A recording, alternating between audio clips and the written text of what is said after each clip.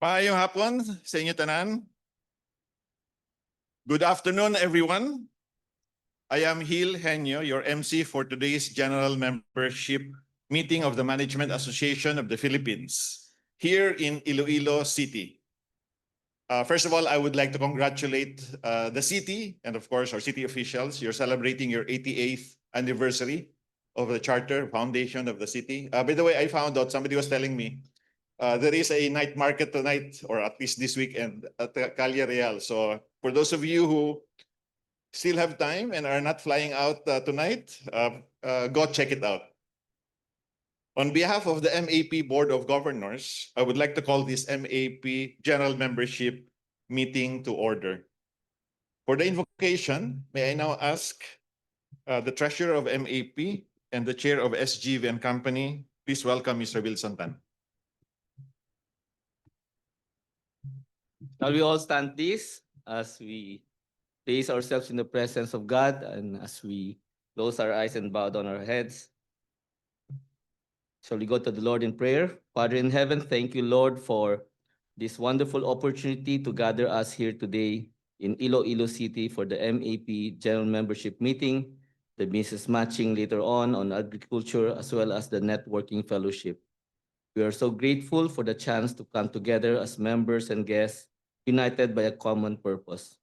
May you bless our guest speakers, grant them wisdom, strength, and good health. They continuously pursue their advocacy to uplift and transform the Philippine economy. We ask that you inspire us, lead us, Lord, to reach out to those in need, rekindle within us the desire to turn helplessness into purposeful action and our good intentions into genuine acts of kindness and compassion. Guide us always with your divine wisdom. Help us to walk with integrity, uphold the truth, and deliver excellence in all that we do, so that the vision of shared prosperity may not only inspire us, but also become a living reality. May everything that we do this afternoon, Lord, redound to your honor and glory. All these things we ask in Jesus' name. Amen. Be seated. Remain standing for the national anthem.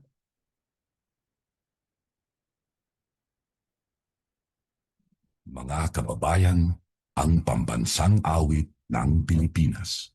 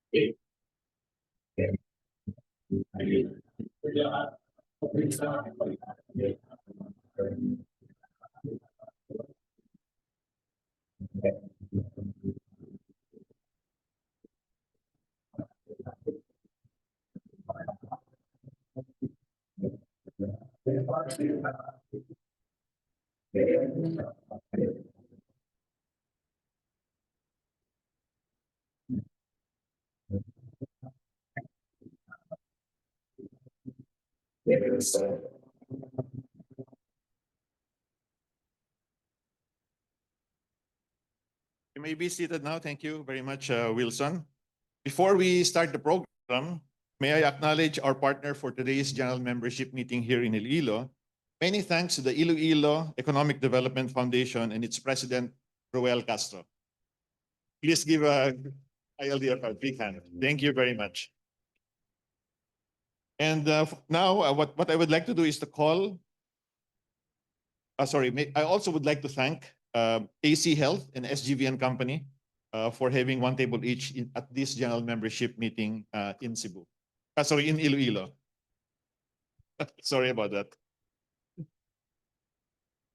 And then we're welcome our partner, ILEDF. May I call on the president of the ILEDF and the president and CEO of More Electric and Power Corporation. Please welcome Mr. Roel Castro.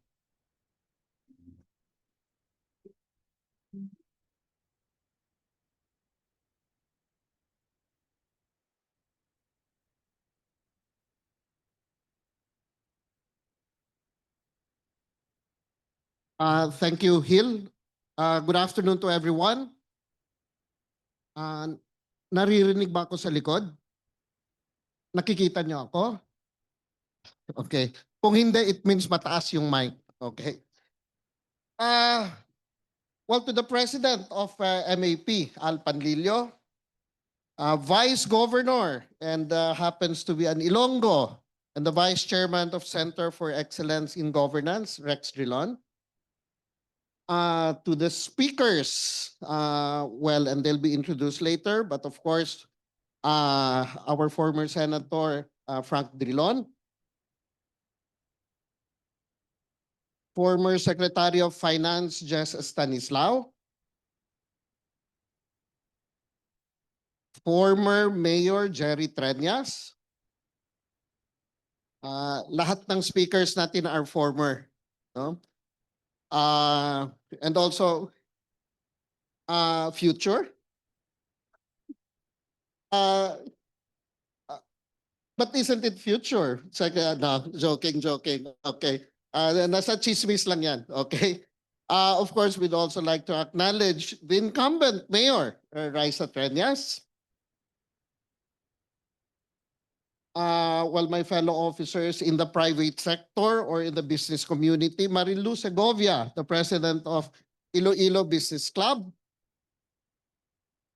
Well, I saw his name in the registry, but I don't know if it's here. If it's here, he's over there. Fulbert Wu, the president of PCCI Iloilo. Our good partner, the Chancellor of UP Visayas, Clement Camposano. Well, and everyone, I couldn't name each and everyone, otherwise the program would go up to 11 o'clock tonight. No? And to everyone, welcome to Iloilo.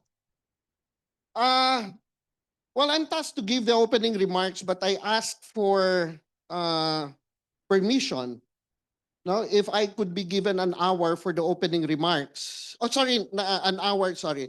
30 minutes. 30 minutes, no.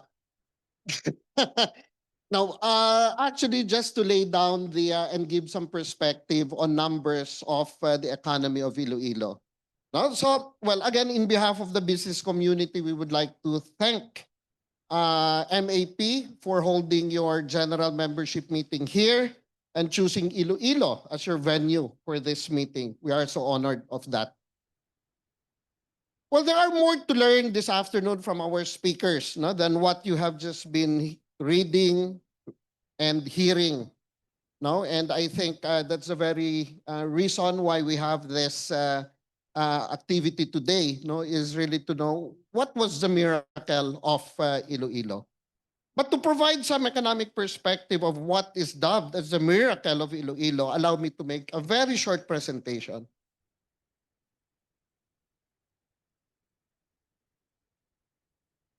Okay. Well, this table shows you from 2015 to 2024 of where Iloilo is in terms of its place in the highly urbanized cities in the Philippines. I guess 2015, Iloilo was not yet in the list. No, but over time, it was at the bottom, 2017, 2018, 2019. But actually, after pandemic, we rose to being the number 4 among the highly urbanized cities in the Philippines.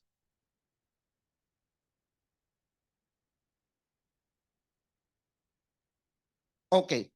Well, this is just a simple graph, no? I hope everybody understands this. Very simple. It's just actually the correlation of having good electricity versus the GDP of the area.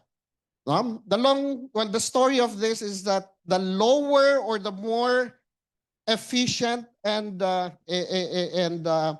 available power is, no, the GDP of the area is higher. No? And this is where Iloilo is leading to.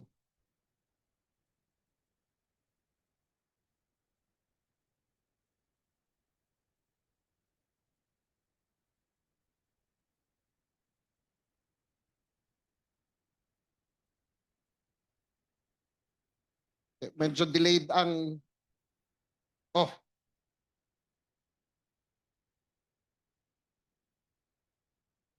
Back, please. Back. One else. Okay. This graph shows the cumulative increase of the economy of Iloilo. Don't look at the numbers. Don't memorize the numbers. Anyway, there won't be any quiz later. No, but if you look at the trend, it has been going up except for the years when pandemic struck. I guess it's not unique to Iloilo, but it's actually for all, not only for cities in the Philippines, I guess all over the world. There was a dip during this time. But if you look at the trend, since 2015, the trend is going up. And the projections actually is still very modest at about 2-3% year on year on accumulated basis. Now, we came in, we as in More Power, came in 2020, and our growth has been, well, this is in terms of demand of electricity. It has been going up from 16, 20, again, cumulative. The projection is following the economic growth of the city. In terms of number of accounts, yes, in terms of number of accounts, it has also been increasing. We started in 2020 with about 62,000 customers. At present, we are at around 115,000 in a span of about 5-6 years, no, almost doubled.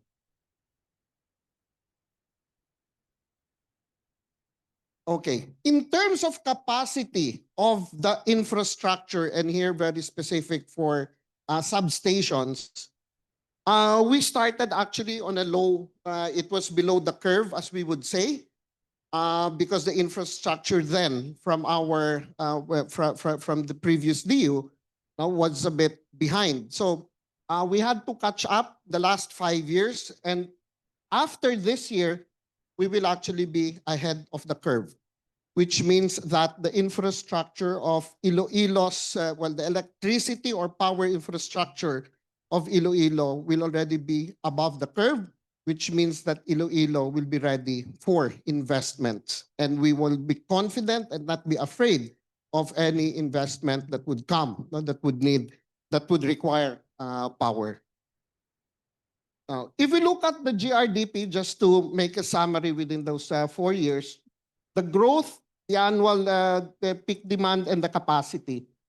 So this is just to show you that, again, we are ready for the next 5 years at least.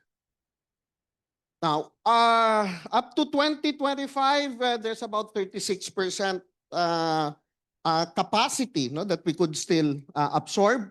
Systems loss has gone down. We started at about 30%. Now it's down to about 4.75%. In terms of, again, as mentioned, in terms of number of customers, it almost doubled in the last 6 years. Quantity distributed, also there was an increase. And the count of interruption, the frequency of interruption has gone down from 18 per year to less than 1 per year at present. And we are continuing with our 5-year, well, this is the next 5-year development plan, wherein it would be, we would already be entering the automated metering infrastructure. The SCADA is already is working full within the franchise area. We are now making use of, well, a lot of technologies, including artificial intelligence. So, long and short of it, well, this welcome is not only for welcome today, but also a welcome for you as investors to Iloilo City. So with that, I'd like to welcome everyone and thank MAP for taking this bold move of holding the venue here in Iloilo. Salamat. Thank you.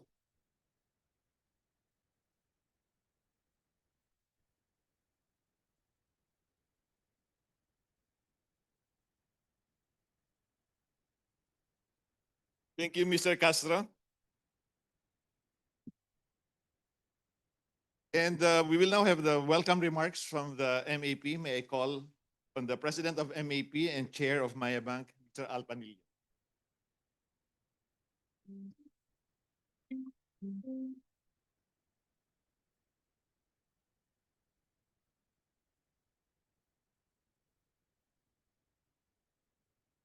Thank you, Hill. Hard to follow a presentation like that, especially when you talk about, I have a short stint in Meralco, well, almost 9 years. So the numbers are well showed, means there's more money and more. So they're earning good money, very good. But I agree, I think you need electricity, good quality and supply and reliable electricity to develop a city. And I think that's it starts from there. So again, congratulations, Roel, for that. Our guest speakers, Senator Franklin Dillon. Tito Frank, finally, I'm in Iloilo. My wife was here, I think late last year, and she's in a camera club, and they do normally go out, take pictures as a group, and then they come back in Manila and do a monthly contest based on a theme. And a lot of pictures that were taken here. We invited actually Senator Dillon to the judging. Angela did, my wife. And he said, those are the pictures I want. Because it was the mall of church. It's close to his heart, I guess. Dr. Jess Estanislao, and I was privileged with same flight yesterday coming from Manila. Had a good chat. Thank you for being here. Mayor Jerry Treñas, thank you for being here. Iloilo City, congratulations, incumbent Mayor Raisa Treñas. Thank you for being here too. Other government officials of Iloilo, our guests from the government, the academe and the media, officers and members of the Iloilo Economic Development Foundation, or I was told this should ILED, no F. MAP board members, MAP committee chairs and vice chairs. We have 25 committees in MAP, and some of them are here, I see. Other MAP members who are here today, on a special mention to Ambassador Wisha for flying over from Manila. And yes, former secretary and maybe future secretary, Babe Singson. But he had a very good answer. Ayaw daw ng asawa niya eh. So after that, no questions were asked after that. But please, for the country, please, babes. Thank you for the other MEP members who are here today. Dear friends, maayong hapon sa inyong lahat, sa inyong tanan. On behalf of the Board of Governors and almost 1,300 members of MAP, I would like to welcome all of you to this MAP General Meeting, a membership meeting here in the Iloilo City, which will be immediately followed by a business matching for agriculture and networking fellowship. But since Hill said there was a night market, maybe that may be shortened and the fellowship will continue in the night market. First of all, again, I would like to thank incoming MEP member, Roel Castro, who is the president of ILED, and also, of course, as you saw, more, for helping us put this event together. Thank you also to the officers and staff of ILED, led by its executive director, Mikey Kanaman. Mikey here? Mikey, there, Mikey, thank you very much. Please, a round of applause for Roel, Mikey, and ILED, please, thank you. I guess why a GMM in Iloilo?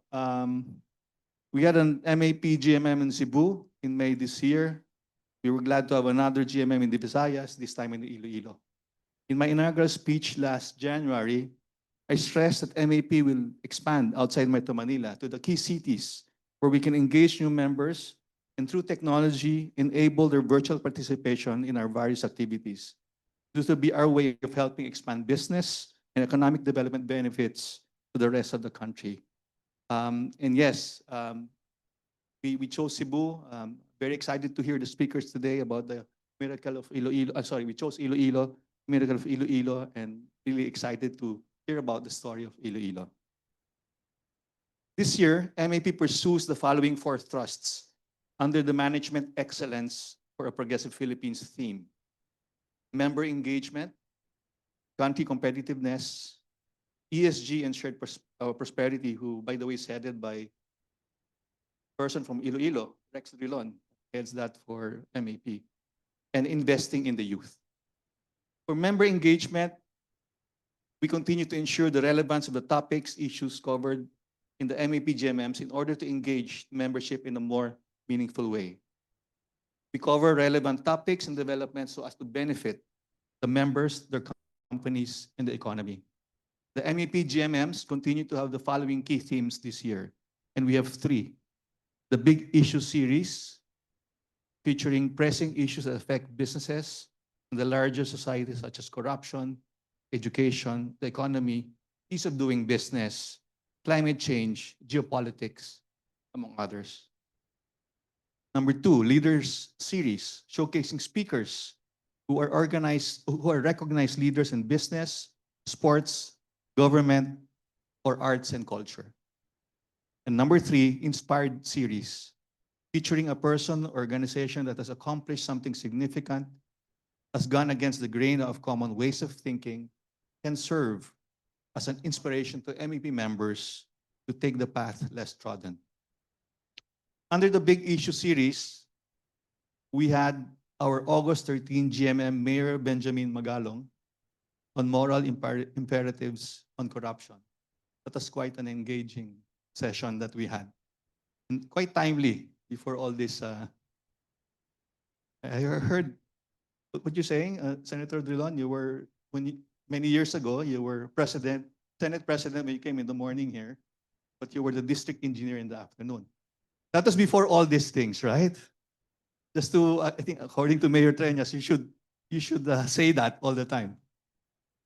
On September 24, GMM, on resilience imperative, thriving against climate changes, we will have Dr. Al Licuanan of the DLSU and Mr. Butch Mailey of Philippine Disaster Resilience Foundation.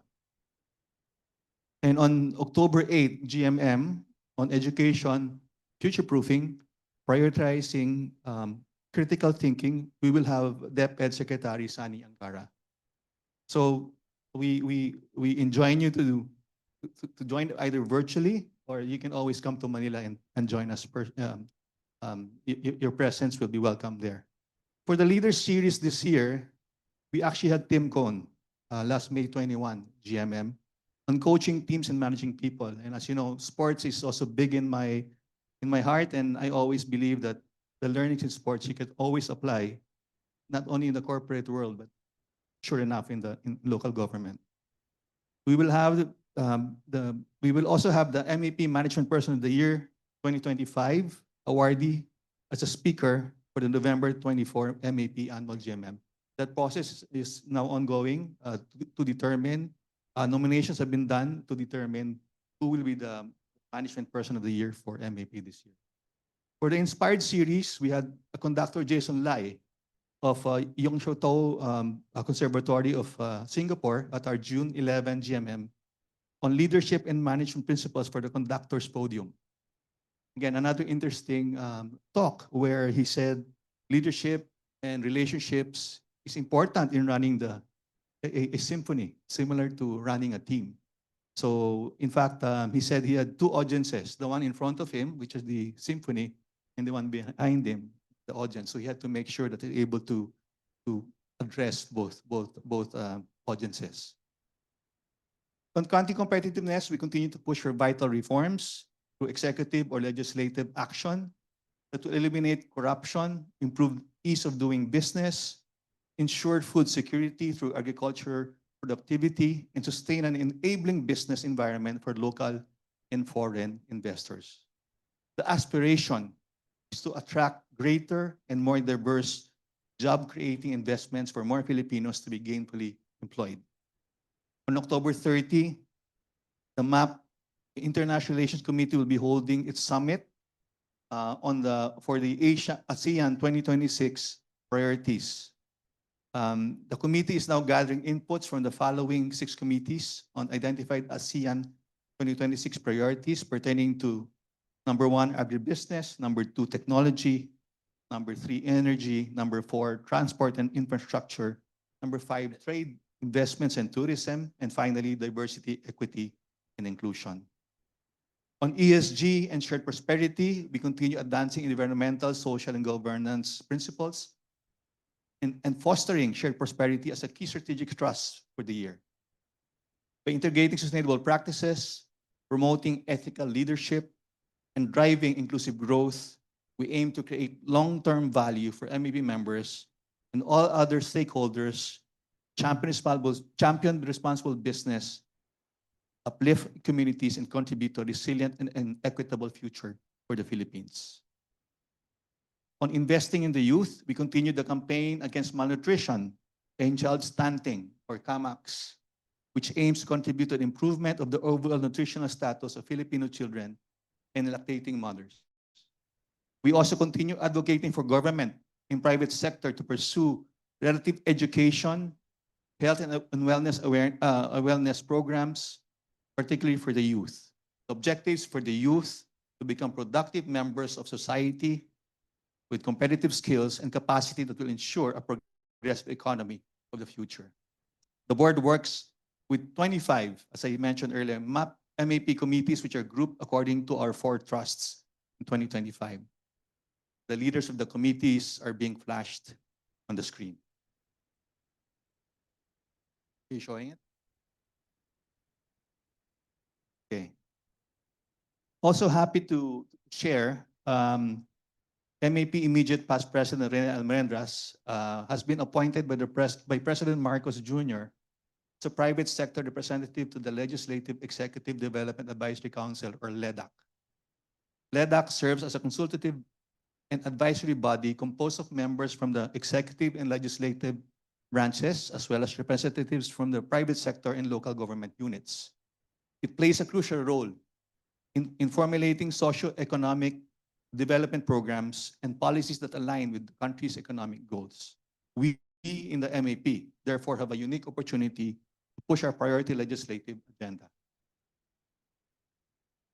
Through our August 15 joint statement with the Justice Reform Initiative, or JRI, Integrity Initiative, and Makati Business Club, entitled Statement on the Case of Duterte versus House of Representatives, we stressed that the decision of the court as it stands sends a dangerous signal throughout the bureaucracy that abuse of power and corruption carry no consequence.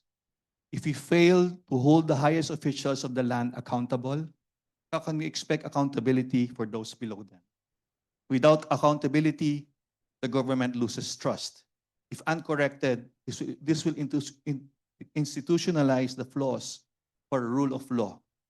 The impact is not only political, it's also economic.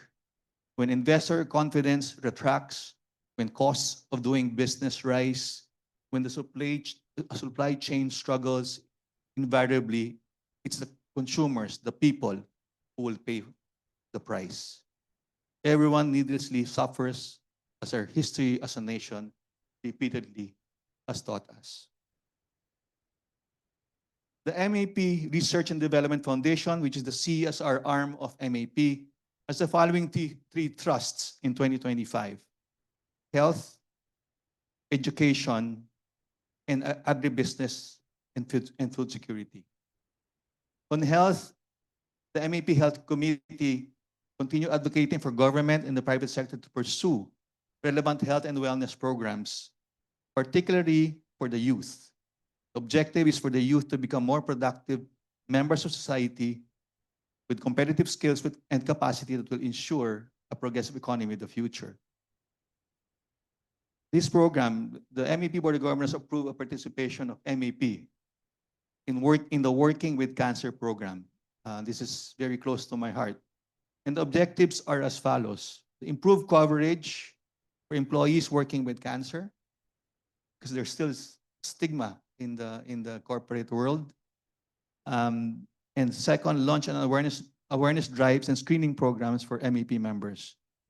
We are inviting up to 750 MAP member companies to join us in building better support systems through awareness campaigns, early screenings and programs that show care for every employee.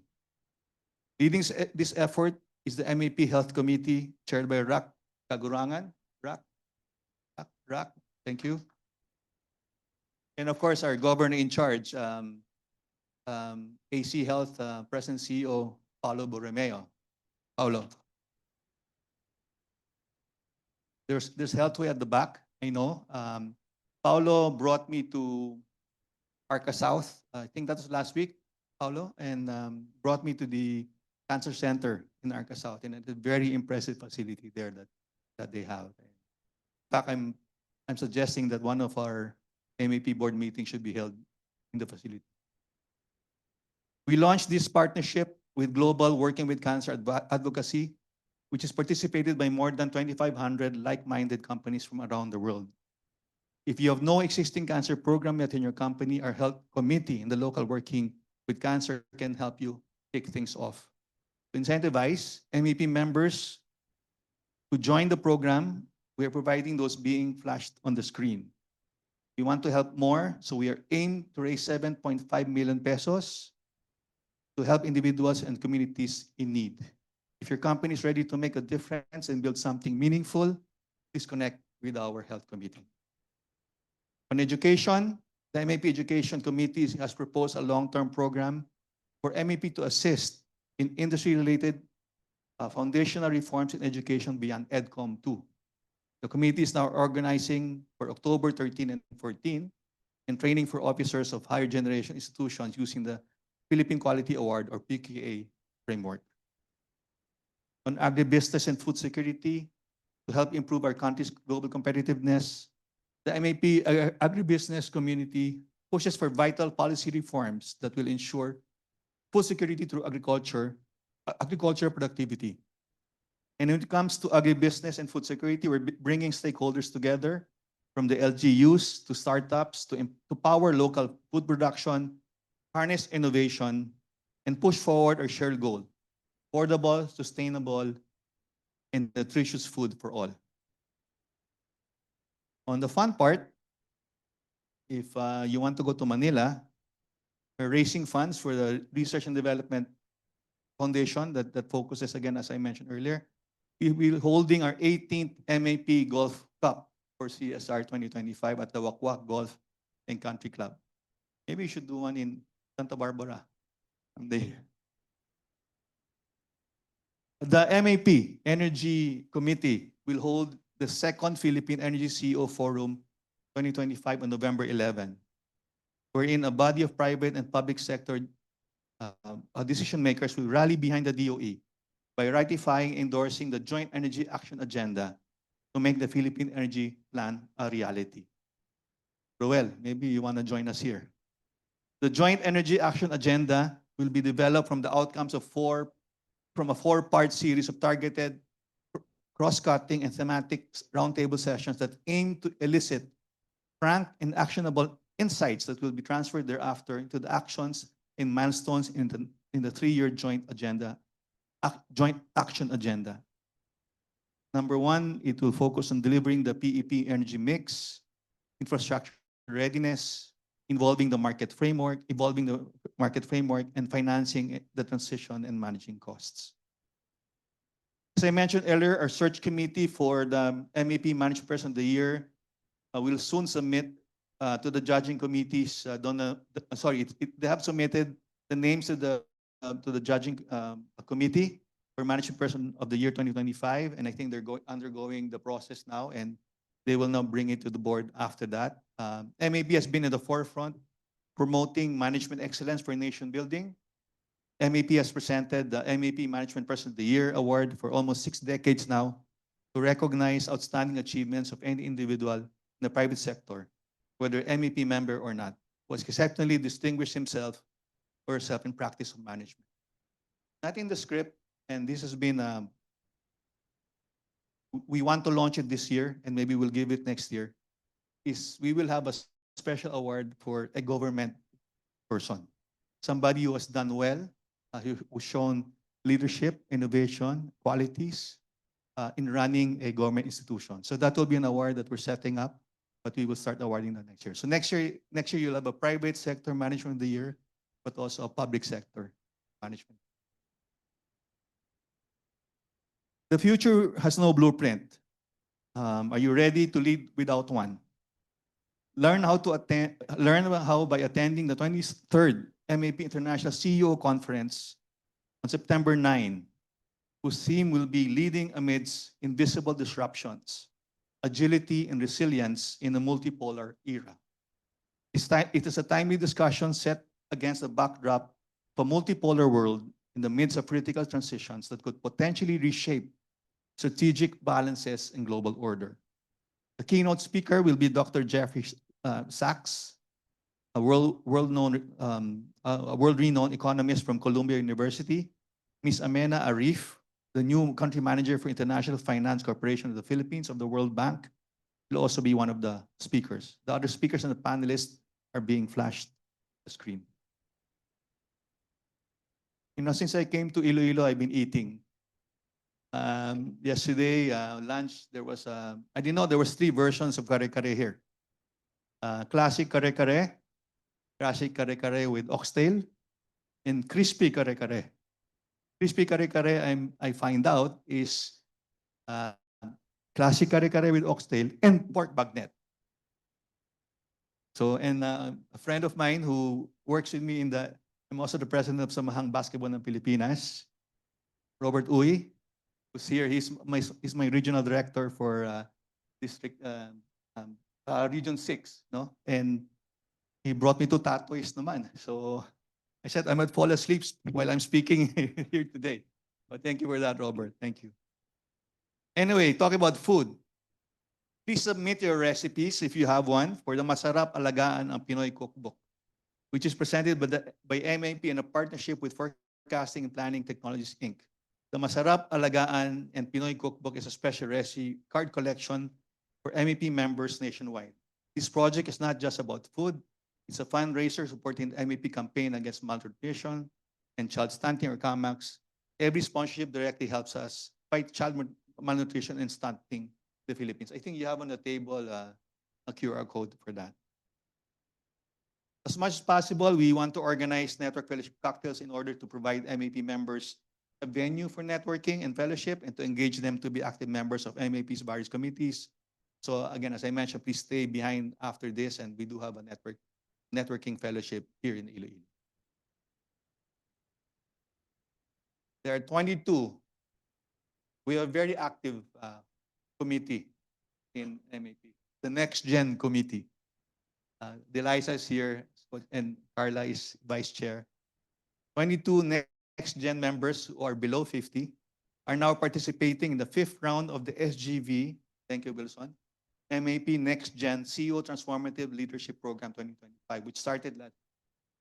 The Next Gen CEO Transformative Leadership Program is a 6-month in-person interactive mentoring and development initiatives that aims to encourage high-performing young and future CEOs to cultivate key capabilities and skills that will enable them to become transformative leaders in their respective organizations and sectors. For interested Iloilo-based MEP members who are below 50, meron naman, no? Please sign up for the 6th round in 2026. The 6th, talk about Next Gen again, the 6th MAP Next Gen Conference will be held on November 7. It will curate experiences from visionary leaders, culminating leadership handover to the next generation of leaders. The conference shines a light on the experiences of pioneering founders and the rising leaders set to shape the future. Attendees will gain insights into how to nurture leadership succession, adapt to disruptive change with the new tools such as AI, and maintain the entrepreneurial spirit. So please join us for that one. Lastly, at the MAP, we turned 75th year. We are 75 years in existence. At the MAP 75th anniversary ball last July 23, which was a huge success. It was raining that day, and I thought we were worried that we will not have anybody. We had, I think, close to 450 people there, tuxedos and dresses and all. We launched our new MAP video. The video is more than a look back. It's a tribute to every leader, every voice, every initiative that made MAP what it is today. From 1950 to 2025, this is our story, and this is our moment. While we honored our past, we're also charging into the future with clarity, with courage, and with a new vision. What is this new MAP vision? That by 2028, MAP shall be a leader in ASEAN in promoting management excellence for nation building. For years, MAP has been a big fish in the Philippine aquarium. But now it's time to swim in a bigger pond to bring our values, our energy, and our impact to the ASEAN stage. So please join me. Will be showing the new MAP video for the benefit of our Iloilo-based members. And again, thank you and good afternoon to all.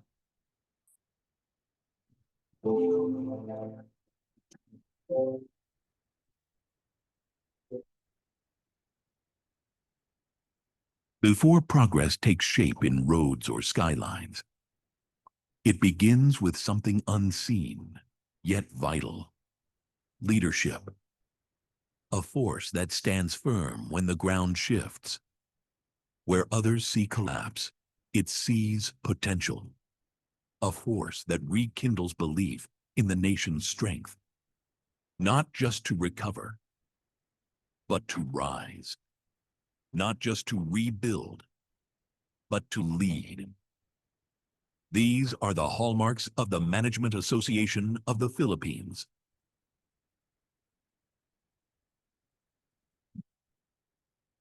They faced the gigantic task of rehabilitation. MAP was born in 1950, a time when the Philippines was rising from the rubble of war. Amid renewed nationalism, Filipino visionaries saw that true rebuilding required more than structures. There was a transformation to lead, a shift to a leadership mindset, to managing resources with integrity and shaping our own economic future. That conviction became MAP's foundation. 75 years later, it has grown into a 1,200-strong alliance of nation builders.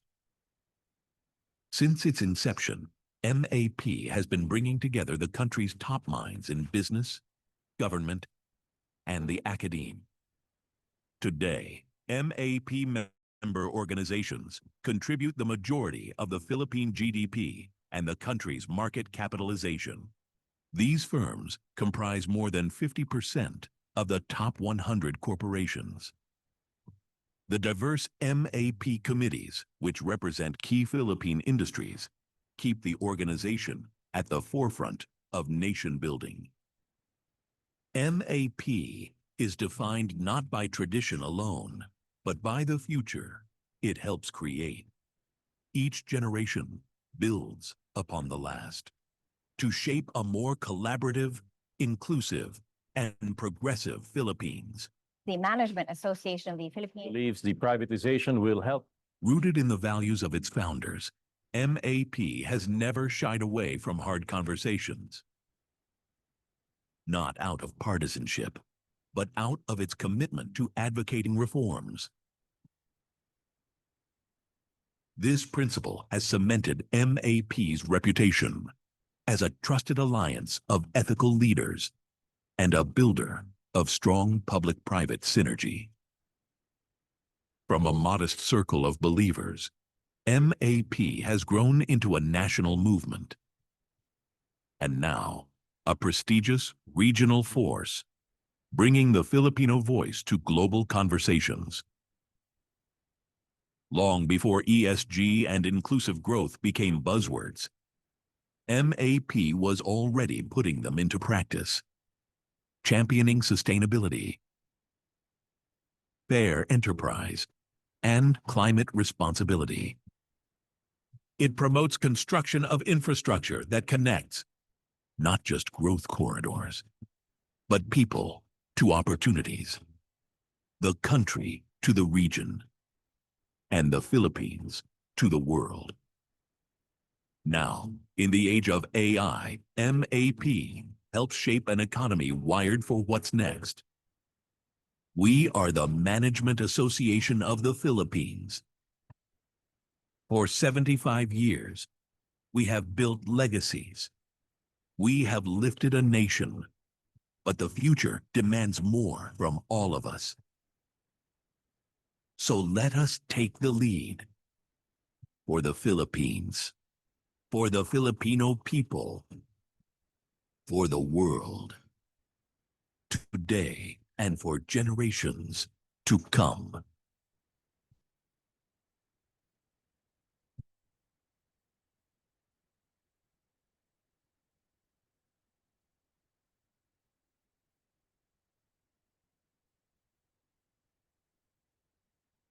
I hope you like the MAP video, and I would like to thank Al for his welcome remarks from him. At this stage, and I think Al also mentioned briefly the Masarap Alagaan ng Pinoy project. May I ask Micah Del Carmen to just come up here and talk fairly quickly about this program? Please order, or if you have, if you're looking for corporate gifts, it's a fantastic set of corporate gifts. Proceeds goes to fund our CAMAX program. A blessed day to everyone. On behalf of MAP, thank you for making time for today's GNM, and I hope you are and will be enjoying your time here in Iloilo. I'm Micah Del Carmen, the next gen of NOAA Business Applications and the co-vice chair of the MAP Sports Fellowship and Wellness Committee. When I pitched the Masarapang Alagaan ang Pinoy project, it was meant to share recipes that can physically heal. God gave us bountiful harvests that we are free to consume with honor. And I wanted to give awareness that food can be used to heal our bodies. As the project was progressing, the MAP Sports Wellness and Fellowship Committee realized that food gives joy, hope, and unites us with love. I encourage you to share your family legacy or stories about the hobbies, places, or people that you love through the recipes that you will submit. If you were here earlier, Carla's recipe, who's my partner in this project, was her Melsie's Mimosa, which was curated and concocted for her friend and used as a fundraiser for her cancer treatments. So stories like that through recipes are greatly appreciated. As we are celebrating MAP's 75th anniversary, we are accepting 75 recipes and the deadline is on September 12, 2025. You may also reserve your limited edition recipe box today. Each box will be sold for 2,000 pesos, but if you submit a recipe, it will be discounted for only 1,700 pesos. This is a great gift or corporate gift as the most joyous season of the year is approaching. You may request to engrave your surname or your company's logo, and you may also sponsor this project to get a number of free boxes.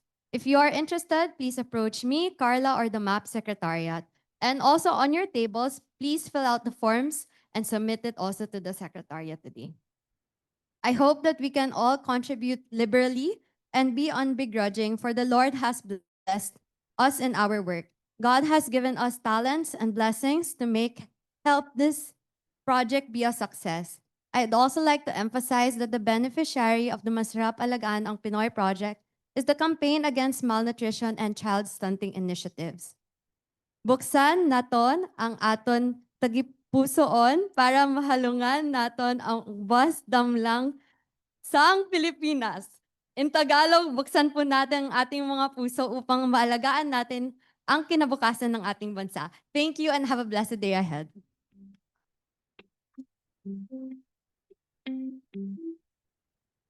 Thank you very much, Micah. At this stage, we'll proceed to the induction of 18 new MAP members who will now increase the MAP's total membership base from the current 1,276 to 1,294. This will also increase the number of Visayas-based MAP members from 75 to 93. May I now read the names of our inductees, and as I read your names, please come up to the stage so we can induct you. First of all, Angelo David Berba, of the Chief Operating Officer of Metro Pacific Iloilo Water, obviously in water distribution. Dr. Clement Camposano, Chancellor of the University of the Philippines, Visayas, in education.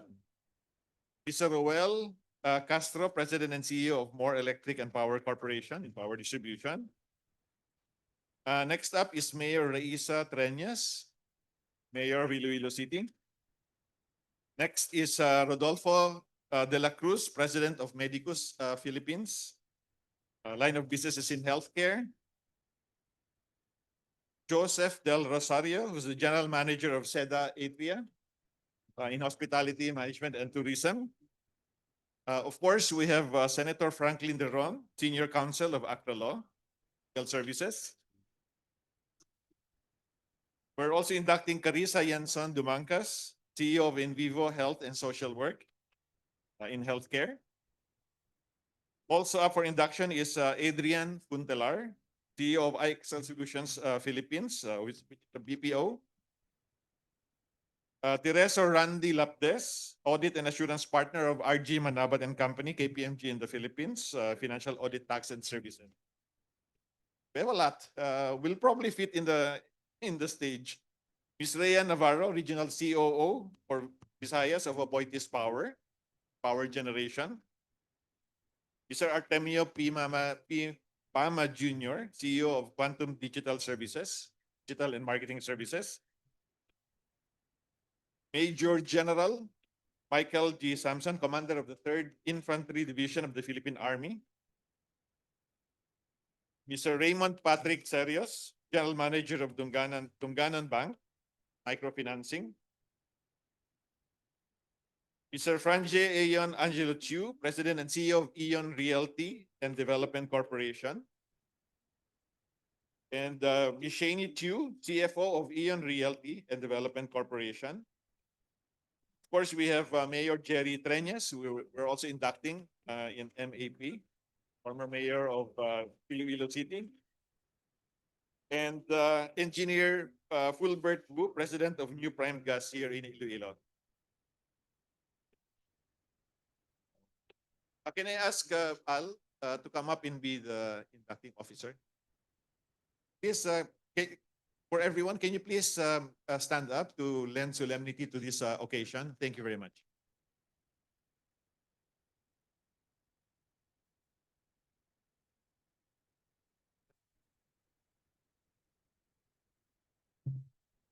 Please raise your right hand and repeat after me. I state your name. Do hereby solemnly pledge that I will perform well and faithfully to the best of my ability my duties as a regular member in order to contribute to the achievement of the objectives of the Management Association of the Philippines. So help me God. Congratulations and welcome to MAP.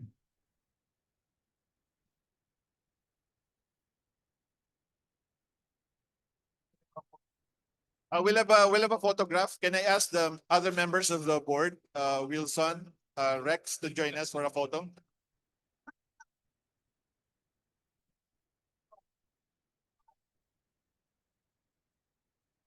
Let's have a formal photo first. Rex, can you join us, Rex? We'll have a photo. Photo.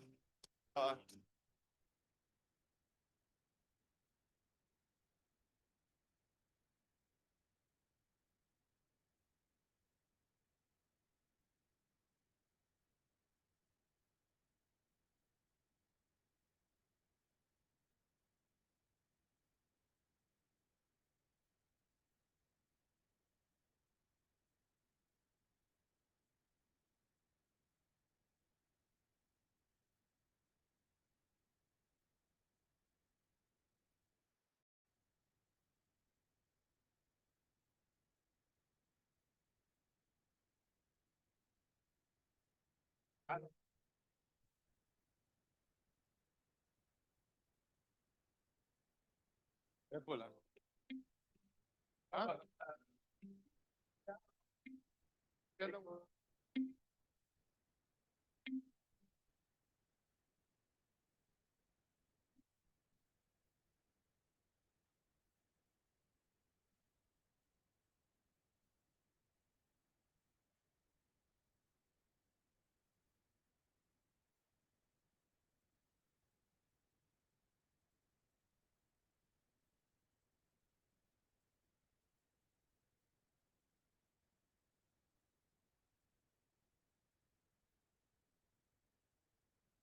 I know we're all congratulating the new members. Please try to settle down soon enough because we're going to proceed with our speakers.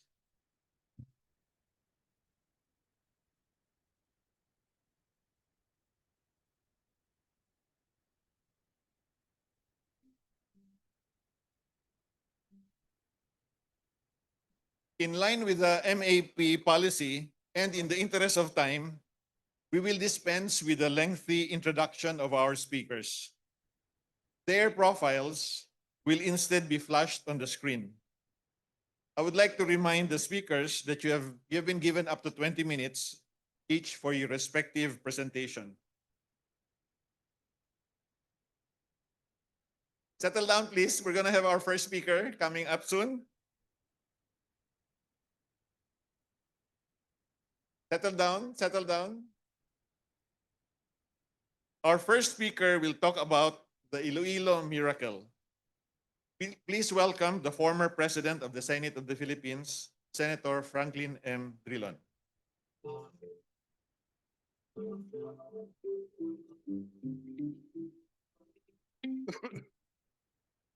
Thank you very much.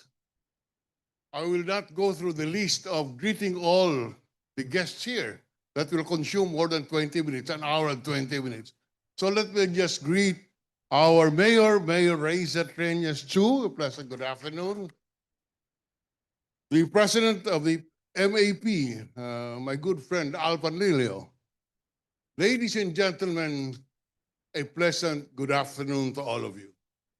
Before anything else, as a native of Iloilo, let me welcome all of you to our city, and we do hope that you will enjoy your short stay here.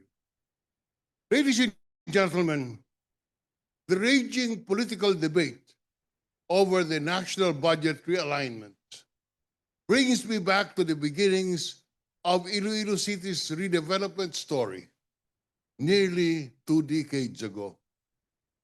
And trust me, this is a story that bears retelling, if only to illustrate the finer points of political will, transparency, and private-public sector partnerships as the true agents of change. Iloilo City has emerged into an amazing renaissance, one that has set the bar higher for Philippine cities and has even positioned itself as a significant reference point for other cities worldwide. We built roads and highways. We built an international airport. We built a convention center. We imagined and commissioned the design of the world-famous Iloilo River Esplanade and restored the Iloilo River to its optimum health. We built the largest reservoir outside of Luzon. We made things happen here, and we saw a dream come to life. As with everything in life, transparency in the conduct of business makes for ease, confidence, and trust. When President Benigno Aquino III assumed office in July of 2010, he inherited an election year budget crafted in 2009 during the administration of President Gloria Macapagal Arroyo. It was typical for an election year budget to contain substantial appropriations for dredging, for desilting, for flood control. Clearly, these flood control projects were funded for political purposes to benefit favored candidates. This is very familiar because you'll see it again today. With the support of then Budget Secretary Butsabad and my good friend, Dean W.H. Secretary Babe Singson, who is here with us today, I made strong representations and lobbied with President Pinoy to authorize the realignment of these funds for the infrastructure development of Iloilo. A few years before the Pinoy administration, Dr. Andrew Tan of MegaWorld purchased a 52-hectare Iloilo Airport property for 1.2 billion pesos. Clearly, Mega World could not invest the needed capital outlay without the infrastructure support of with the needed infrastructure support of government. President Pinoy authorized the release of these impounded flood control funds for Iloilo's infrastructure development. That was the initial miracle. We then worked with Secretary Singson and Secretary Abad to implement the infrastructure program invested by the Iloilo Economic Development Foundation, led by Dr. Alfonso Uy, my cousin Rex Nerlon, who is here, and our good friend Narcelina Lim. We built and widened the diversion road, now the Benigno Aquino Avenue Jr., Benigno Aquino Jr. Avenue, into a 14-kilometer, 10-lane highway, providing fast and convenient access to the Iloilo International Airport. By the way, we initiated the construction of the Iloilo Airport in 1998 through the Overseas Development Assistance Loan from the JICA's Obutsi Fund and completed it in 2005. We also built a 15-kilometer circumferential road, now known as the President Corazon Aquino Avenue, which facilitated the flow of goods and opened new areas for development around the city. With the completion of these two major road networks, Andrew Tan, with confidence, commenced the full development of the Iloilo Business Park. Together with my cousin Rex and Nars Lim, we met with Dr. Tan, Dr. Andrew Tan, to explore the idea of Mega World donating land to the government to build a convention center. Andrew Tan immediately saw the opportunity this would provide and donated 1.7 hectares to the Tourism Infrastructure and Enterprise Zone Authority of Quezon. Today, that 1.7 hectares of property is worth about 1 billion pesos. We allocated 750 million from my pork barrel funds to jumpstart the construction of the Iloilo Convention Center. In September of 2015, the ICON, or the Iloilo Convention Center, was inaugurated at the heart of Iloilo Business Park. YESA bidded out the operation of the ICON to the private sector, and today, this is a government structure which earns money for the government. And because we have bidded out the operation of this convention center. I have always held that this convention center is one of the finest examples of a PPP. It has been and continues to be a win-win situation. The government collects rental and earns a share of the ICON's gross income.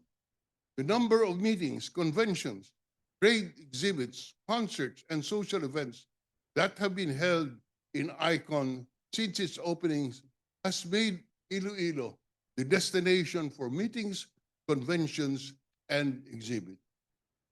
We restored all old edifices and made them museums. Today, I think we are the only city in the country with something like 5 or 6 museums operating at this time.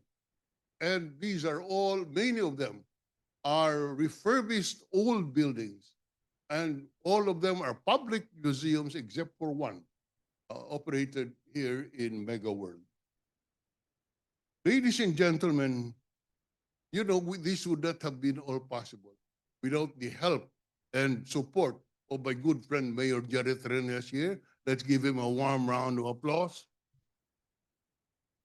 He has, you know, we have worked together, and I have never seen a public servant as dedicated as Mayor Jerry. Palakpakan.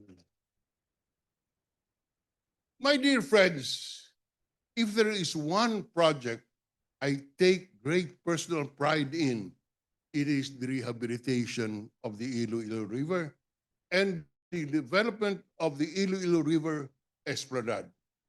Today, the Esplanade is the longest linear park in the country, which other urban centers have tried to replicate. but failed. These two projects have become the benchmark of urban development in the Philippines.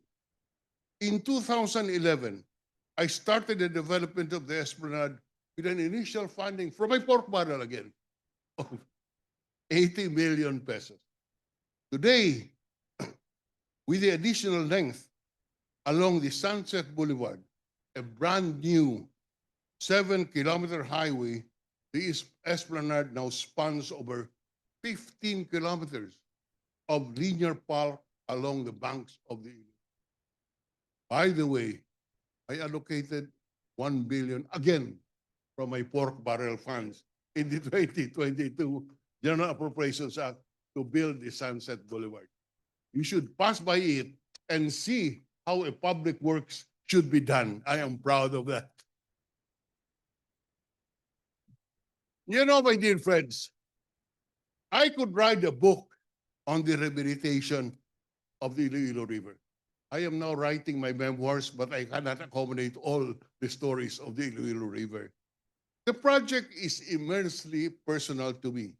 I grew up near the river and swam its brackish water as a young boy. Later, as a senator, I had to cover my nose when I walked along its banks during my morning stroll. The river was dead. To give it life, we removed a slaughterhouse, fish ponds, sunken vessels, road repair, boat repair facilities. We relocated and provided 1,000 housing units for 1,000 families of informal settlers. 1,000 units.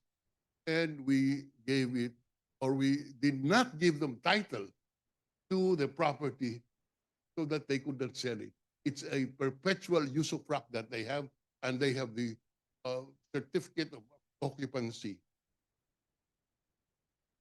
With a 1930 cadastral survey as my guide, I demolished a beer garden here, demolished without any court order, owned by a city councilor. I demolished the house of a good friend of mine, the late Congressman Arcadio Goriseta. I demolished the swimming pool of Hotel del Rio and a small chapel. I will not say which order, but there was a small chapel that encroached on the easement. It had to go. Of course, I was forgiven. I promise that I will join Opus Dei later in my life. Today, the Iloilo River and the Esplanade have made Ilonggo's proud of our city. They have a sense of ownership over the river and the Esplanade, which made them stewards of these projects. We yet again demonstrated the compelling power of political will, consistency in words and deeds, private sector support, and the transparency to instigate change and inspire the people's cooperation and a sense of pride and ownership. There was no one winner in this high stakes river rehabilitation project. An entire city, its people and succeeding generations stood to gain from ensuring these undertakings. At this point, it would be apt to punctuate this recollection with the 19 billion Halao River Multipurpose Stage 2 in the municipality of Calino. This is the first and largest reservoir outside of Luzon. The project was initially authorized under Republic Act 2651 in 1960. I repeat that, it was authorized in 1960. 50 years later, during the administration of President Pinoy Aquino, we secured the funding from the Korean Exim Bank. Can you imagine that 50 years after the project was established, it was only then that we were able to secure funding. We fast-tracked the project. and bypass the bureaucracy, should have taken over forever. You know what we did? With the support of my good friend, late Albert Del Rosario, we inserted a paragraph in the minutes of the meeting between President Pinoy and Korean President Myung Bik Lee, and said the Korean government supports construction of Haraor Dam. They didn't even know what it was all about. We just inserted it. But I used that as a basis in order to compel NEDA to approve it and the entire bureaucracy to support it. Today, we have completed all the 3 dams and are now constructing the 86-kilometer Highline Canal to irrigate over 32 hectares of rice land, which will triple Iloilo's palay production. At this stage, let me bring out the problem that you have in the city. And the good mayor is aware of this. We lack water. We simply lack water. And here I see Secretary Babes and my good friend Cosette Canilao over there. They respectively represent MVP Group and the Aboitiz Group. They are competing with each other. Who will supply the the water for the city? Babes is signaling peace, peace. Yes, we should. I would appeal to the 2 companies. Cooperate with each other so that the Ilonggos will benefit from your expertise and provide us with what we need to move forward in our plans. Ayan. You see Mayor Jerry is clapping his hands loudly because we indeed need the cooperation of MVP Group and the Aboitiz Group for the benefit of our people. My dear friends, over the past several years, Iloilo City has regained its pride and its rightful place in the grand scheme of things. By the time I stepped away from public service in 2022, I was justifiably proud of how far we have gone. I remain so to this day as a private citizen, ready to get more work done because we're just getting started and the best possible future still lies ahead. Iloilo City, my dear friends, will continue to dream. We intend to make Iloilo City a major MICE destination. Meetings, incentives, conventions, and exhibits. We do not have a Boracay, but we want to make our city the foundation and the center for MICE. 2 weeks ago, I saw General Manager Mark Lapid of TIESA, and he committed that TIESA will fund a 5-year marketing campaign to make Iloilo at the forefront of the MICE campaign. You must also have heard of the Panay Guimaras Negros Bridge. You must be wondering what is happening to that. At this point, the design engineering, how do you call it? DED, has been done. And it will be now bidded out insofar as the civil works is concerned. We do hope to have the breaking of the ground of the start of the project 1 year from now, and it will be finished in 2032, God willing. Of course, that assumes that we will have financing for about 160 billion. Here in Iloilo, we dream big. We don't care about a billion. We talk about 160 billion because we do not have district engineers that they have in other parts of the country. Indeed, today Iloilo is proof the power of resilience and visionary leadership transform an ailing urban into ailing urban sprawl into a vibrant, viable metropolitan center that is not only the most populous in Western Visayas, but also a flourishing economic powerhouse. Before I close, I wish to take this opportunity to acknowledge the immense contribution of the private sector to the development of the city. First, of course, is Mega World and Andrew Tan, the Henry C. family, who are about to inaugurate two significant public markets as a PPP project with the Iloilo City government. We would also like to thank the Ayala Group for the real estate development that it has undertaken for the last several years and having a strong presence in the health sector, as evidenced by the presence here of my relative, my son-in-law, Paulo Borromeo. We would also like to thank Enrique Rason, represented here by the guy in green, who, apart from being in the power distribution business, is now operating the Iloilo International Port. Mr. George, the late George T. and the Metrobank Group for constructing initially the coal-fired power plant, which solved our power problem in the city. Of course, our good friend Manny Pangilinan, who is constructing a desalination plant in the city for over 1 billion pesos.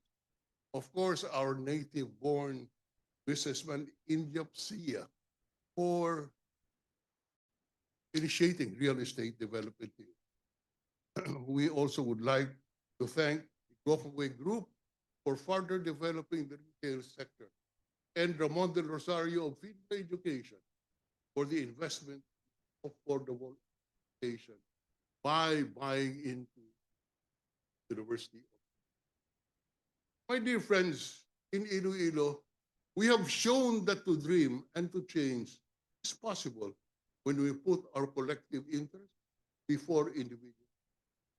We have pushed boundaries while building consensus, taken necessary action, and marshaled our resources responsibly and with integrity. We lose the moment we think that the winner takes all. The ability to abide and see merit in views different from one's own. This has allowed us the grace to come up with a reasonable and principled compromise where feasible, but drawing the line when they need it. But even more important, the story of Iloilo, not just the story of the Ilonggo. It is the story of the Filipinos. It is the story of a people determined to reach new heights of economic and social success.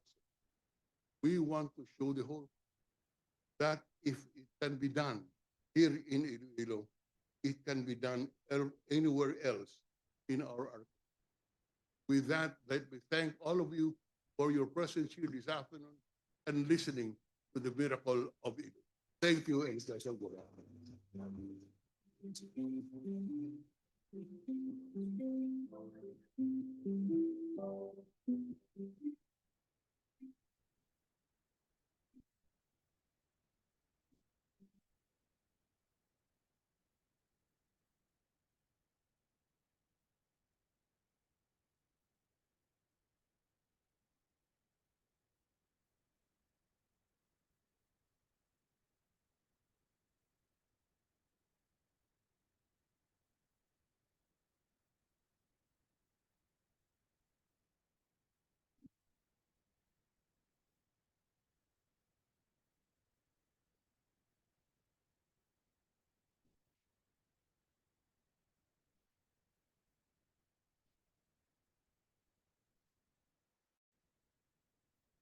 Thank you, Senator Drilon. Our second speaker will also share his insights on the Iloilo miracle. Please welcome the former mayor of Iloilo City, Mayor Jerry Treñas.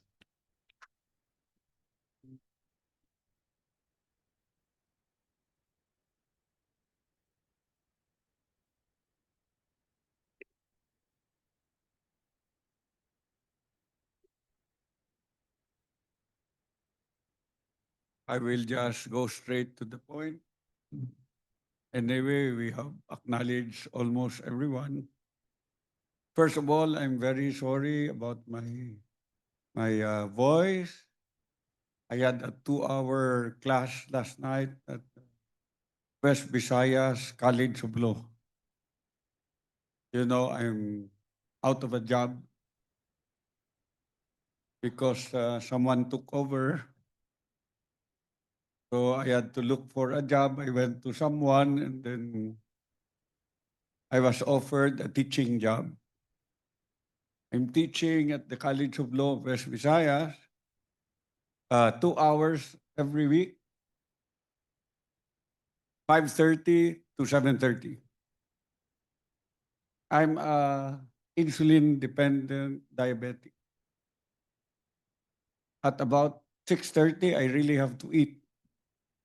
There are doctors here, you understand. Otherwise, my blood sugar will just go down. So if I have to eat, all my other students will also have to eat. And there are 16 of them. So every week, we all eat together about 6:30. I asked them how much I will be getting.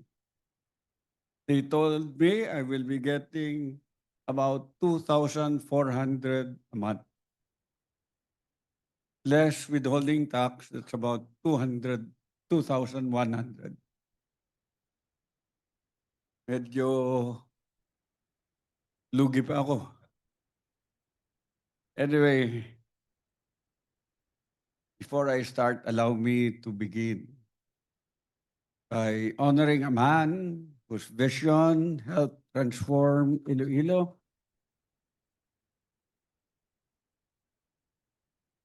My mentor, my compadre twice over, Senate President Frank Drilon. His steadfast support and faith in the Ilonggos paved the way for many of the landmarks we take pride today. From the Iloilo River Esplanade to the Iloilo Convention Center to major road networks, including the newly inaugurated Iloilo Sunset Boulevard. Saludo kami tanan kay Senator Frank. To the officers and members of the Management Association of the Philippines, thank you for inviting me to share the story of Iloilo City's transformation, what we proudly call the Iloilo Miracle. In 1978, as a young student leader at Ateneo de Manila, you know, I graduated together with Marisa Segovia. I joined a protest rally against martial law. We were arrested, brought to Bikutan, and detained.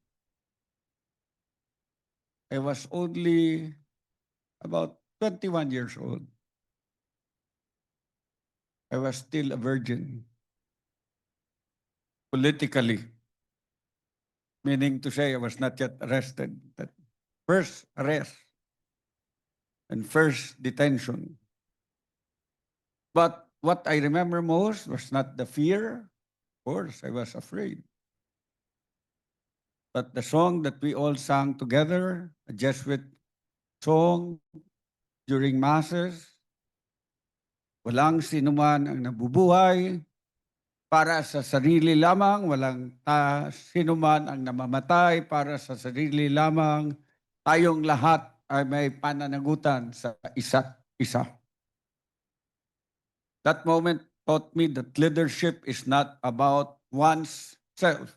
It is about accountability, solidarity, and courage to serve something greater than myself. And that is the conviction that has become the very foundation of my journey into public service, especially when the Ilonggos entrusted me with the mandate to lead Iloilo City. Fast forward to 2001. When I first became mayor of Iloilo City, it was full of promise, yet weighed down by slow bureaucracy, inadequate infrastructure.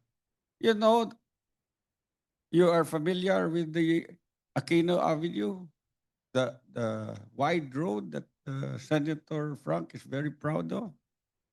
That only used to be a 2-lane road without street lights.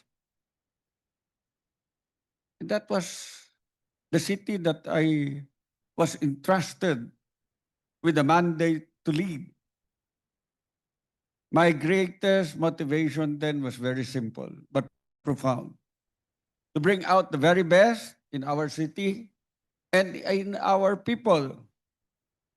I had a budget of 200 million at the time. I had a deficit of about 80 million. And there were several infrastructure projects which were not yet completed. I knew that we had to set a clear direction that will turn aspirations into action and vision into visible change. We cleaned up the city. It used to be known as one of the dirtiest city, if not the dirtiest city in the Philippines. Improved basic services and laid down the foundation for growth. But we knew we could not do it alone. We had only 200 million as our budget. Iloilo's story has always been a story of partnership with government, with the private sector, with civil society, and international institutions. We were fortunate to be guided by global institutions. The World Bank helped us strengthen fiscal management and smart city planning. The Institute for Solidarity in Asia of Secretary Jess has likewise been instrumental, providing us with a very strong governance framework that transforms vision into action. And through this partnership, Iloilo City was proudly recognized by the Palladium Group as the first Iloilo, first entity in the Philippines. First before Smart, first before Globe, first before anyone. We're very, very proud of that. I still remember Secretary Jess. We were both younger at that time. I told him, my father told me when I got married, Jerry, you choose. I will send you to the Harvard School of Government, or I will build you a house. He was always like that. I always had to choose. I chose the house. And that is why someone took over from me. And she is here right now. The GTSET, or now called the GIC, through its solid waste management program, exposed our teams to international models. I remember they invited me to visit Germany. I stayed for 1 week in a solid waste management facility together with my team, looking at how the Germans did it. The Sineria Foundation has been very instrumental in uplifting our education system, helping ensure that every Ilonggo child enjoys access to quality and inclusive learning opportunity. And equally, our private sector partners has been indispensable. Let's give them a big round of applause. When I was a young lawyer at that time, I drafted the articles of incorporation of the Iloilo Business Club. And together with Marisa and some of, I do not know if there are still people here who are around, we formed the Iloilo Business Club, one of the first clubs, composed of several business organizations, so that we can have an organization where we can start talking about how we can uplift Iloilo City. And just before I left as mayor of Iloilo City, I again organized the Iloilo Economic Development Foundation, where I put in together all the business clubs in Iloilo together with the mayor and the governor as members to ensure that this public-private partnership will continue. And I'm very happy now we have Ruel Castro of MORE, who is leading the Economic Foundation, because I know there will always be more with more.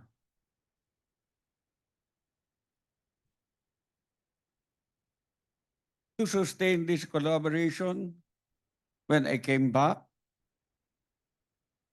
as mayor in 2019, we established a dedicated PPP office.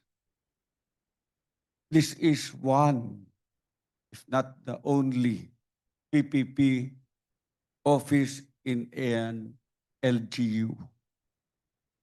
And together with the SM Prime Holdings, we agreed and came up with a redevelopment of the Iloilo Central and Terminal Market, transforming them into clean, modern, people-friendly spaces. And very soon, our mayor will be turning over the areas for all the vendors in these two markets. And when I say soon, it will be next week. She is so excited. And this is just the first of our several PPP initiatives. Also together with Metro Pacific, in the pipeline, I hope you have already started working on this, is a state-of-the-art solid waste management facility, where here, Iloilo City economy will really become a circular economy, because we will no longer use our solid waste as a sanitary landfill. We are going to bring our garbage to the facility so that it can produce energy that will hopefully energize the diesel plants of Metro Pacific. And also in the pipeline, Cebu and Davao are talking about the government-funded BRT. Together with the Swedish government, we are already coming up with a feasibility study for a BRT. And one Ilonggo company, the First Gen, is also interested to get into the BRT for Iloilo at no expense to the national government. Beyond infrastructure, PPPs have also made a difference in the lives of our children. Through our nutrition center, we will be producing nutritious food for indigent children, together with the Florete Group of Companies and DOST. PPPs are behind the festivals of Iloilo City, like Dinagyang, and like our Calyarial food festival tonight. All of these are handled by the private sector. Indeed, private-public partnership is at the heart of Iloilo's transformation, visible in projects both big and small. All our efforts have led towards one ultimate goal: to let our people truly feel that their city cares for them through people-centered programs and services. And that is why we continue to invest in upgrading and expanding basic health, education, and social services. We were able to talk to the USEX of Secretary Angara, and I kept asking them, why is it that the LGUs construct school buildings at a price lower than DPWA? Perhaps Secretary Babes can give me the answer later on. In education, we expanded daycare centers, improved schools, established district libraries and barangay libraries, grew the Iloilo City Community College, which is free to all the scholars. We also strengthened technical skills training through the Technical Institute of Iloilo City. In healthcare, we upgraded district health centers, built specialized facilities like dialysis centers, which we give for free, and we collect from PhilHealth when they pay, if they pay.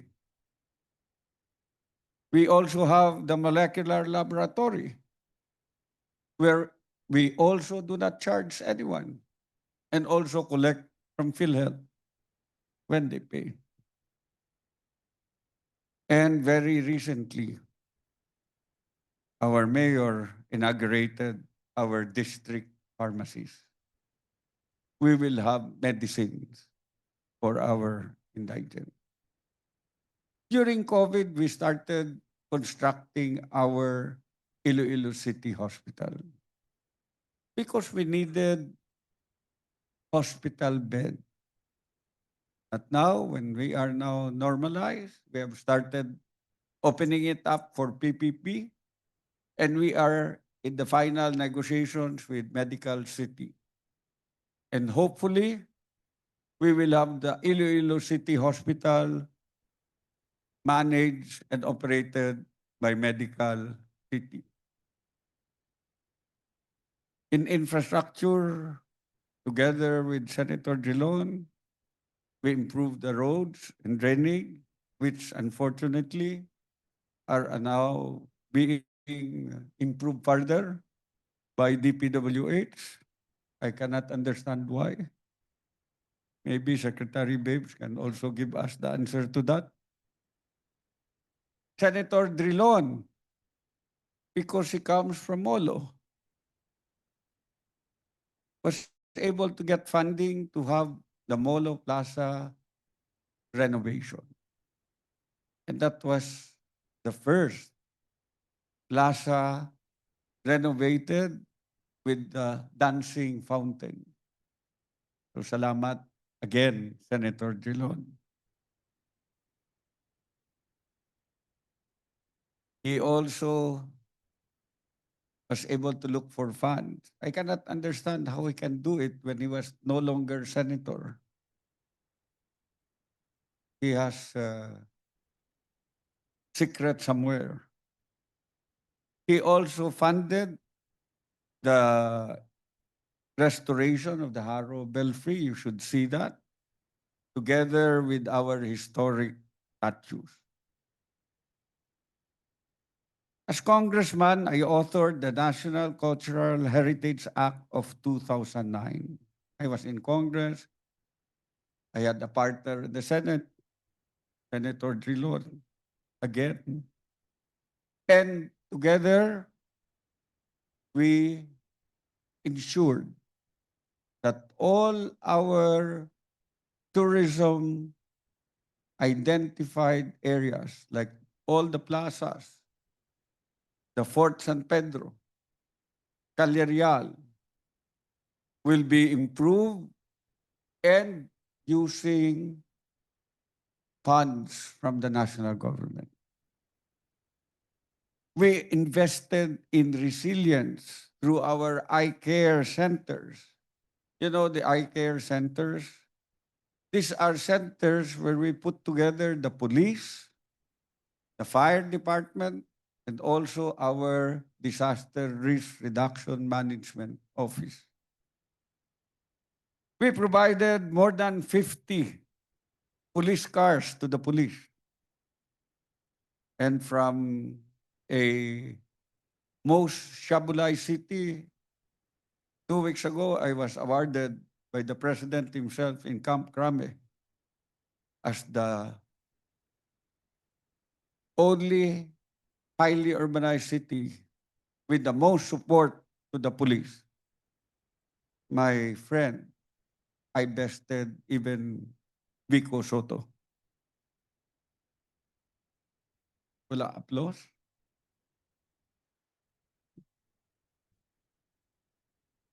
My city director was so worried. He was so nervous. Before my revalida through Zoom, he kept telling me, "Sir, kaya mo yan si Vico, kaya mo yan si Vico." But he was doing it more for himself than for me. We supported athletes through the sports academy.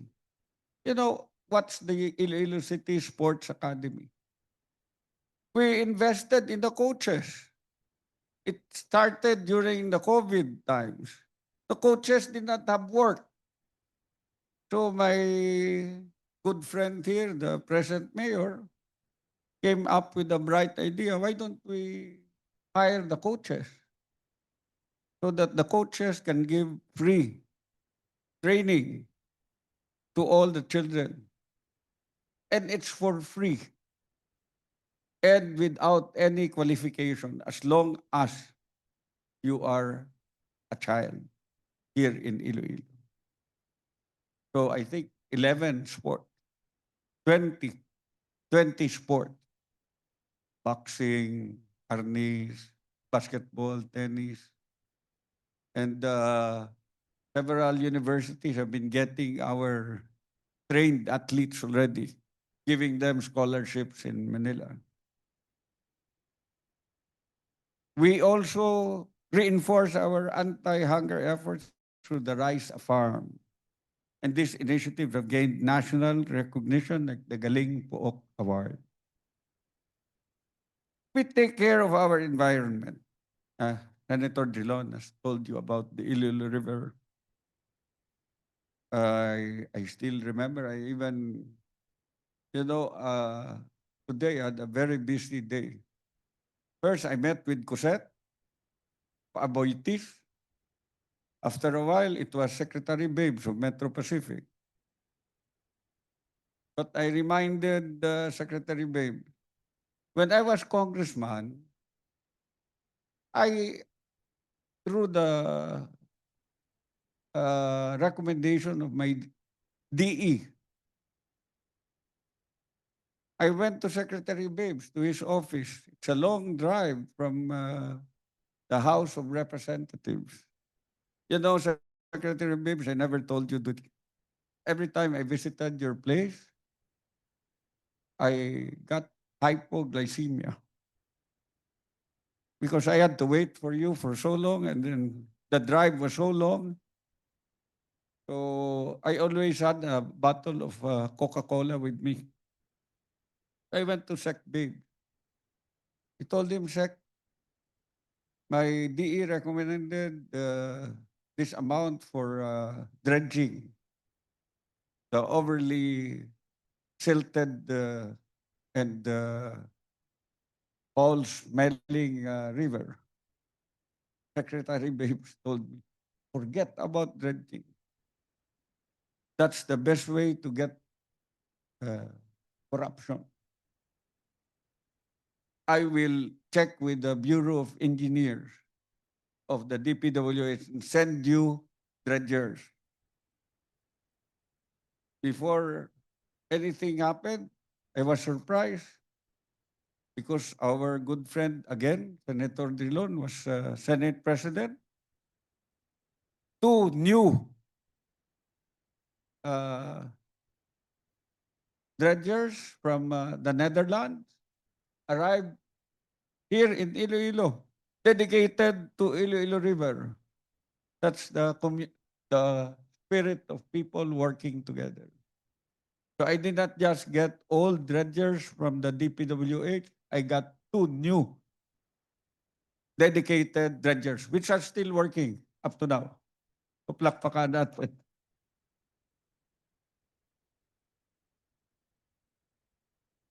In my earlier terms as mayor, we laid the groundwork for rehabilitation.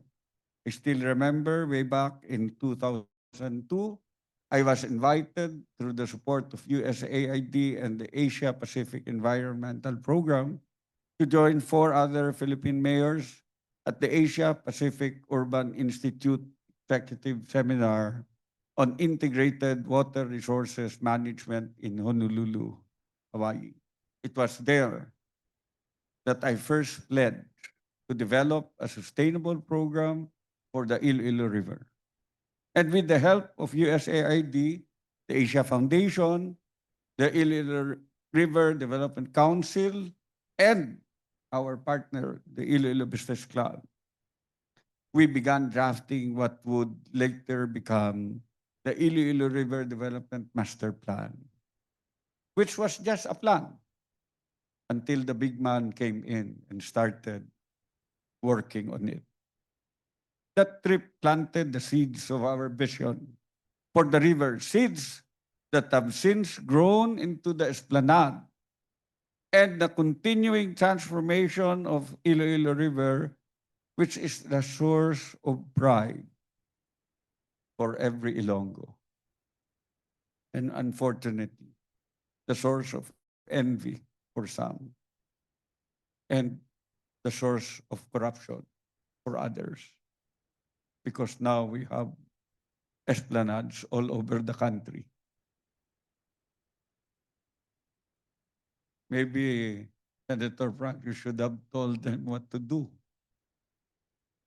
When I resumed my role as mayor in 2019, we made it a priority to build on our efforts in sustainable urban development through massive tree planting with a strong emphasis on native species, advancing mangrove rehabilitation and advocacy. And because I love flowers, we planted flowers all over the city. I said, every time I go to the office, I want to see flowers along the sidewalk. But let me be clear once again. Leadership is not about oneself. None of these successes happen in isolation. Everybody's cooperation, collaboration, and contribution have brought Iloilo to where it is today. We owe so much for the foresight of our leaders like Senator Frank, former Secretary and ISA founder, Dr. Jess Stanislao, who helped us envision a new Iloilo with a modern airport, with a convention center, better roads, long-term solutions to flooding. Just yesterday, a team from ABS-CBN came here and asked about the Iloilo floodway, which was constructed during the time of GMA. That floodway planning started when I was still councilor. I was councilor in 1986. NEDA already started planning about the floodway because Iloilo was always flooded. And when GMA became president in 2005 or 2006, NEDA wanted to scrap the project, the Iloilo floodway, because they said it did not have sufficient economic return. Maybe NEDA should be named NADA. But I went to GMA at that time. She won here the landslide. I told her, Ma'am, this will be the only project I will ask. Look at what happened to Iloilo now. It's a 5-kilometer floodway, 80 meters wide, 80 meters deep. And it still continues to be of help to everyone. Takpakan naman. Problema lang, the mayor has identified about 4 big projects costing about almost 700 million of flood control projects along waterways. Waterways. Which are now being handled by DPWH. And probably you now understand why the president came in from India and first visited Iloilo City among all the other congressional districts. Because these flood control projects are killer projects. One died here in the city, another died in Oton. And we cannot allow this. I do not know what we are supposed to do. But hopefully, we see some seriousness in this campaign. Together with Senator Frank, we came up with the Wheels for Inclusive Development Roadmap in 2019 when I came back. You know, I had several medical issues. Senator Frank knows about that. I already told everyone I was not going to run in 2019. But he even visited me in my hospital bed, begged me to run, and kept telling me what will happen to Iloilo if you do not run. So I had to, straight from the hospital, from Manila, file my certificate of candidacy. Because I again listened to this man. So 2019, I was really prepared to retire from politics. Especially because, 2019, we all know who was president at that time. But because I listened to Senator Drilon, from the hospital, I was released straight to the airport, straight to the church where we had a mass. And I could not join the parade because I was just out from the hospital. I again filed my certificate of candidacy in 2019. So whatever I have done, it is because of the fault of Senator Drilon. Iloilo City and the Ilonggos have shown remarkable resilience, especially during COVID-19.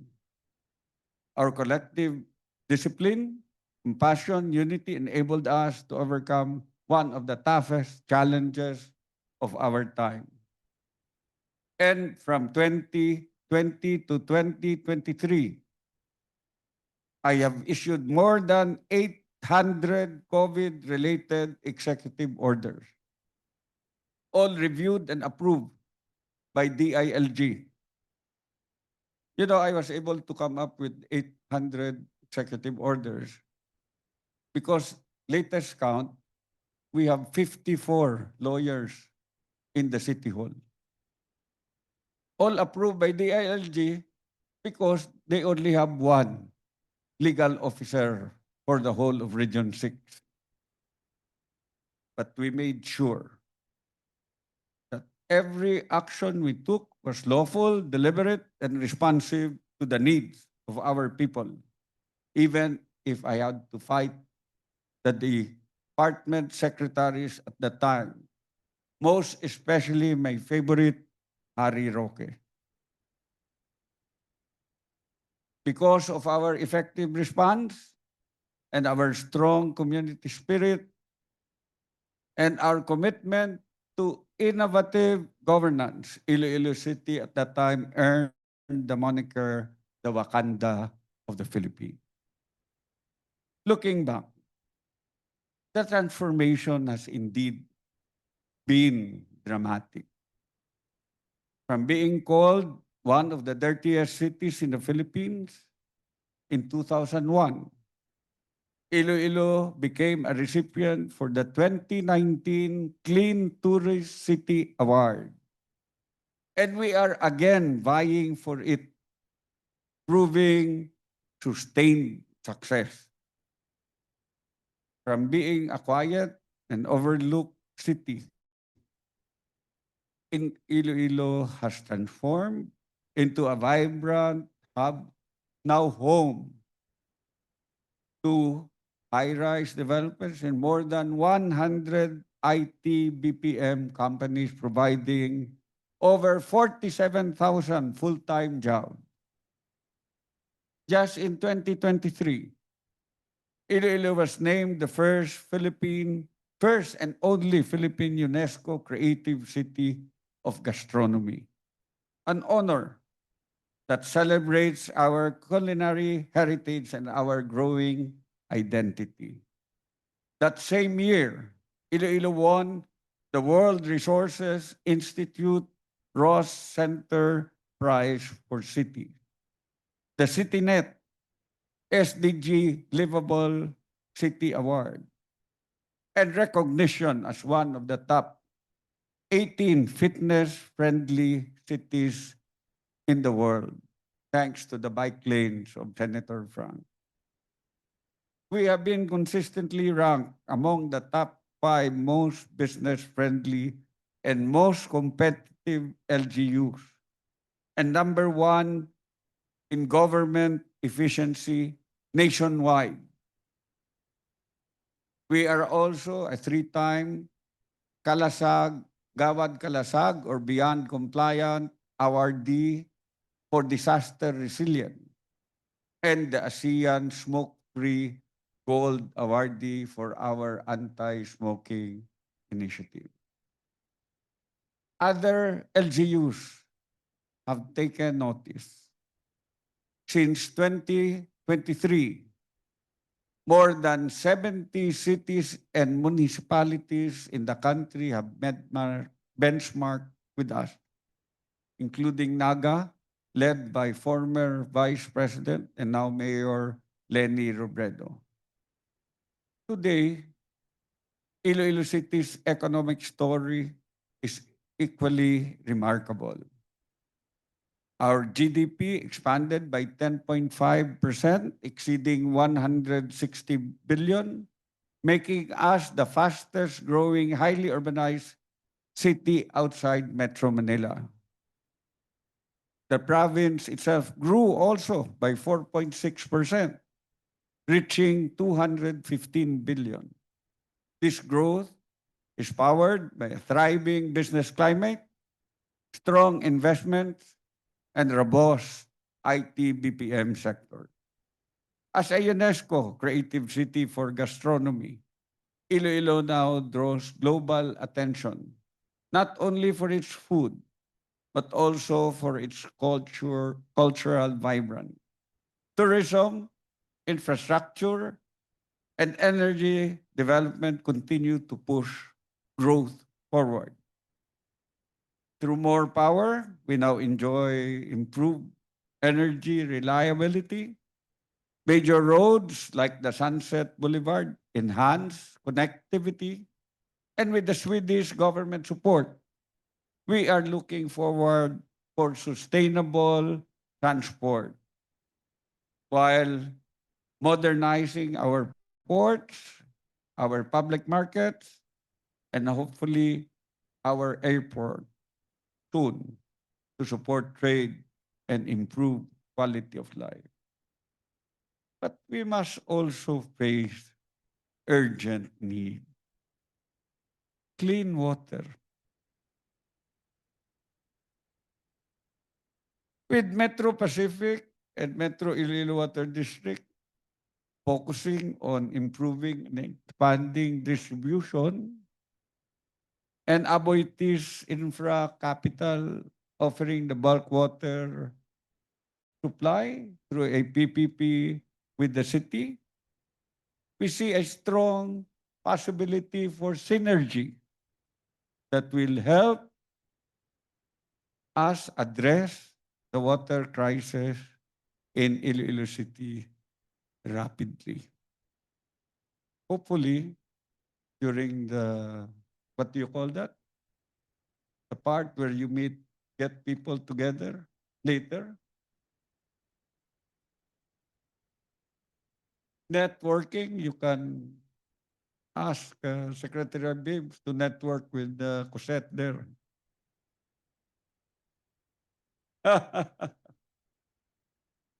At the same time, we are also actively pursuing sanitation solutions and expanding our waste management system to keep pace with our demand.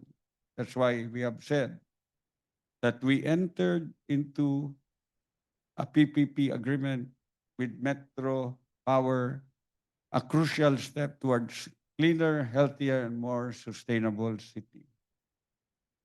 Upgrading the Iloilo International Airport is also essential. Cebu Pacific is bringing in the bigger planes in a short while, and that will increase passenger traffic and enhance our tourism potential. Accelerated development across utilities and public services is vital to ensure that our rapid growth remain inclusive and sustainable.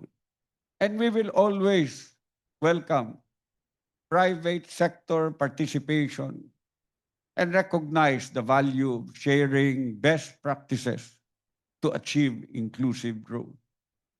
Strengthening partnerships, attracting more investments will help us accelerate infrastructure, utilities, and tourism development. We are committed to fostering a transparent and competitive environment that benefits end users by leveraging private sector expertise, especially through PPPs. We can introduce innovative solutions and complement the government's mandate of providing both basic and advanced services. Again, at the heart of this effort is our commitment to improving the quality of life for every Ilonggo. This remains our top priority, and we are willing to work with all investors and stakeholders to ensure that this vision is achieved and sustained. Ladies and gentlemen, what I am most proud of is not any single building or project in Iloilo City. It is the transformation of Iloilo's image. This is the Iloilo miracle. A once overlooked dirty city now held as a model of resilience, good governance, and inclusive growth. And the greatest achievement of all of this is instilling in every Ilonggo a renewed sense of pride in our identity and our home. But again, after we have done so much, then we discover that there is still so much to do and our work is not finished. The Iloilo miracle is not a final chapter. It is a continuing story.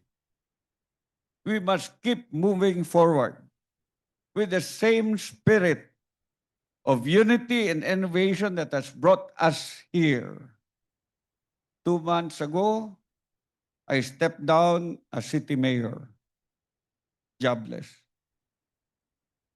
Today, Mayor Raisa leads us forward, and in this short time, she has shown dedication, energy, and compassion as a hands-on leader.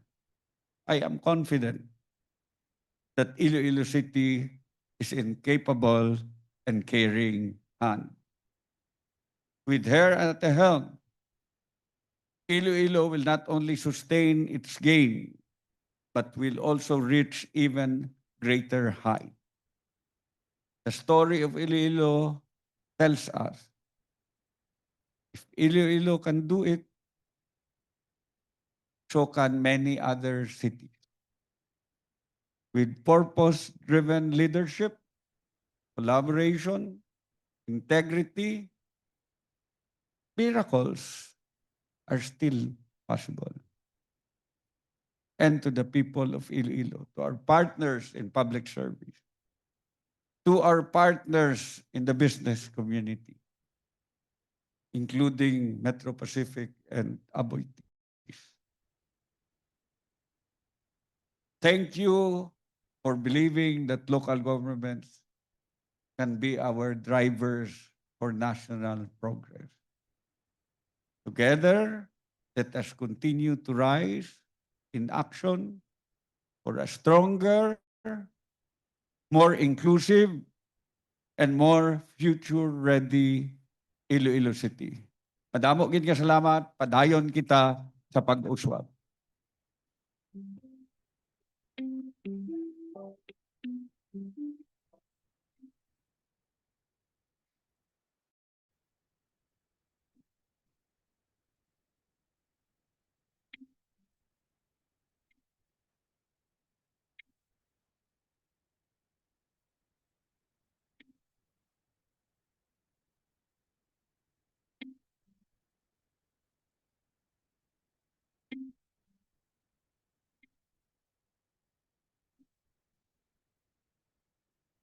Thank you, Mayor Treñas. May I now call on our keynote speaker today, who will talk about Dream Philippines. Please welcome the Chair Emeritus of both Institute for Solidarity in Asia and the Institute of Corporate Directors, and the MAP Management Person of the Year 2009, Dr. Jesus P. Estanislao.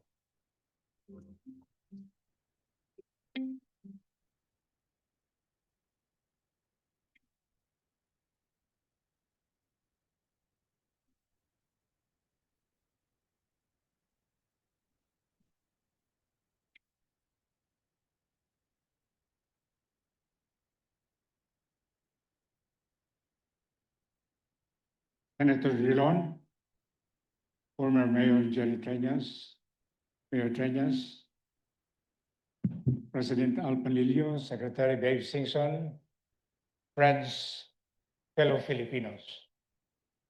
I'm honored by MAP to speak after the two miracle workers of Iloilo. Senator Drilon, and former Mary Cañas. I still am wondering, after them, who can ever dare speak about any topic?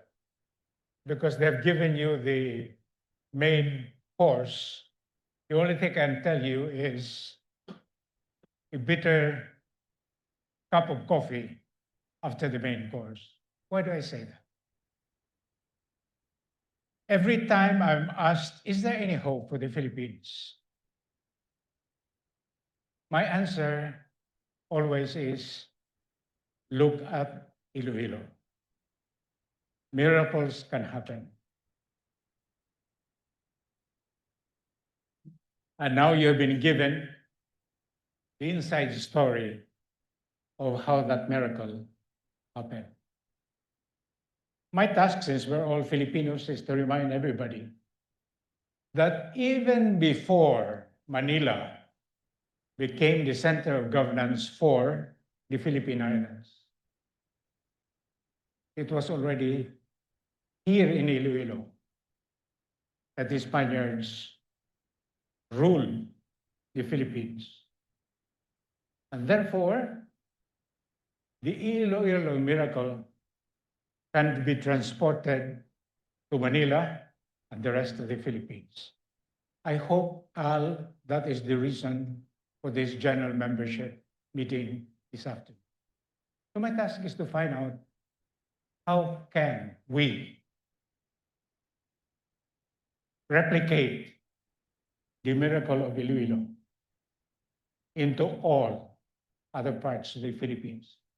And here, we look at the current mood and we find gloom. All we talk about would be a possible trial in The Hague, district engineers, all sorts of political maneuvering. And then when people begin looking at 2028, people ask, is there hope? We went through all of that before. And so what we need to do is to look at certain glimmers of light, certain glimmers of hope, so that in fact, we can have a miracle for the Philippines in the same way as Senator Drilon and Mayor Jerry Treñas have been able to perform for Iloilo. How may we do that?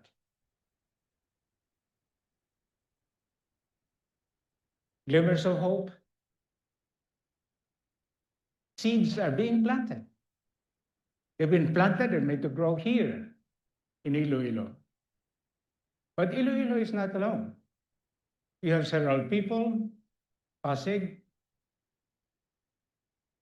a speaker at the MAP, was very popular. Mayor Benji, with whom I work very closely today for the city of Baguio. I've been working over the years with current Governor of Bataan, Governor Garcia, when he was mayor of Balanga City. By the way, I wanted to tell you that Governor Garcia is one of the awardees of the Hall of Fame. But he is number 5 after Jerry Treñas received that award. I must tell you that we were in Jakarta. I was attending a conference and so on. And Mayor Jerry was caught in a traffic mess in Jakarta. So my main task was to slow down the proceedings so that he could come into the hall right on time to receive his award. And I must tell you, when he arrived, I felt very proud as a Filipino. The first Philippine institution to be given a Hall of Fame award by the Harvard Business School for Public Governance. So Jerry, hope you don't mind. Can we give you? And in effect, he's not alone. There are other possible miracle cities that we can replicate in other parts of our country. the question to ask is, what must we do? And my sense is that first we have to step back and be realistic. Mayor Jerry was very, very realistic. One of the dirtiest cities in the Philippines. He had to clean it up. And when we Filipinos now look at ourselves, perhaps instead of just talking about Sara Duterte or Martin Romualdez or whoever will come in or Leni Robredo, we have to step back. What have been holding us down? And I'm not quite sure whether all of us can agree, but there are three things that are facing us directly. Poverty, there are still far too many poor people in the Philippines. Corruption, we're talking about it every day. We're confronted with that reality every day. And we have to talk about the third one, which is the root cause. And that is the lack of civic mindedness.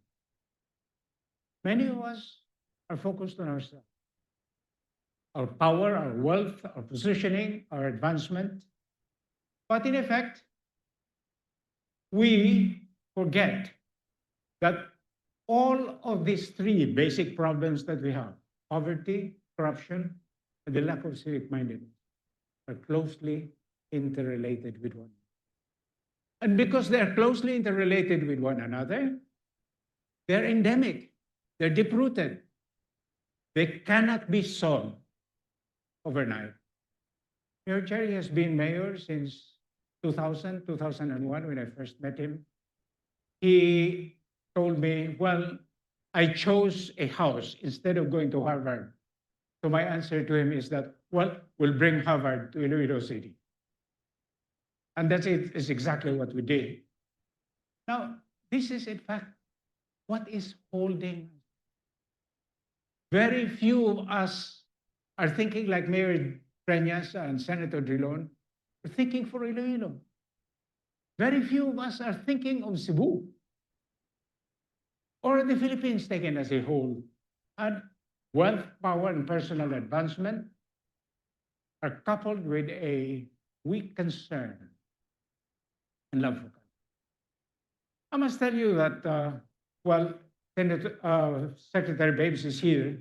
During the presidency of Noynoy Aquino, at the beginning,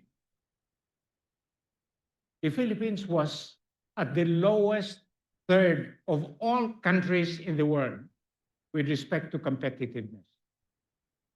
We worked hard, private-public partnership, and during the presidency of President Noynoy, we're able to bring the Philippines, this is taken as a whole, from the lowest third to the upper middle third. And we're in a position to go into the upper third of all countries in the world. Unfortunately, it was succeeded by a wrong president. And we're suffering from it. We still continue to suffer. What I'm saying is that we can get out of this endemic situation of poverty, corruption, and civic-mindedness by just following the miracle in Iloilo. How do we do that? Why we fail? Because we do not think long term. Why we fail? Because we do not dream. In the same way as these two gentlemen, the miracle workers of Iloilo, dreamt for their city and for their province. And that's why it's good for us to step back and ask, what is it that we must do? What is it that we can learn from the Iloilo miracle? And people talk about clean communities right now. I'm working with the city of Baguio with Mayor Benji Magalong. What is he talking about? Instead of just talking about 7 + 7 + 7, and 9 + 9 and 9, and 30 + 30 + 30, that's fine. Talking about corruption. But in reality, what he's doing in Baguio is what these two gentlemen were doing for Iloilo. He's talking about bringing healthcare down to the last barangay. He's talking about Baguio City as a walkable city that is even friendly for seniors. And he's talking about the circular economy, so that in effect, following the footsteps of Iloilo, they can collect the garbage of Baguio, recycle it into valuable products, and in fact, make the city clean and livable. There are people who are doing this. And the question that we must ask is, can we spread it? And the reality is that that is, in effect, what we've been doing. So beyond personalities, beyond politics, beyond standalone projects, what we need is a comprehensive vision with what we'd like to accomplish for the Philippines. In the same way as Senator Frank and Mayor Jerry had a vision and a dream for Iloilo City. So that's the very first step that we must take. Going beyond standalone projects, have a comprehensive vision of what we must accomplish together with multi-sectoral support. And that envisioning is absolutely necessary. We've got to clean the rivers. We've got to clean, for example, the remaining barong-barongs that you have in the city. And how we do all of these things. As Mayor Jerry has said, this is a continuing process. We have to keep going. Fortunately, we already have some 150 or 200 institutions in the Philippines, in addition to the 255 or 260 publicly listed companies that are starting to do a governance framework. That is a base. How do we build from there?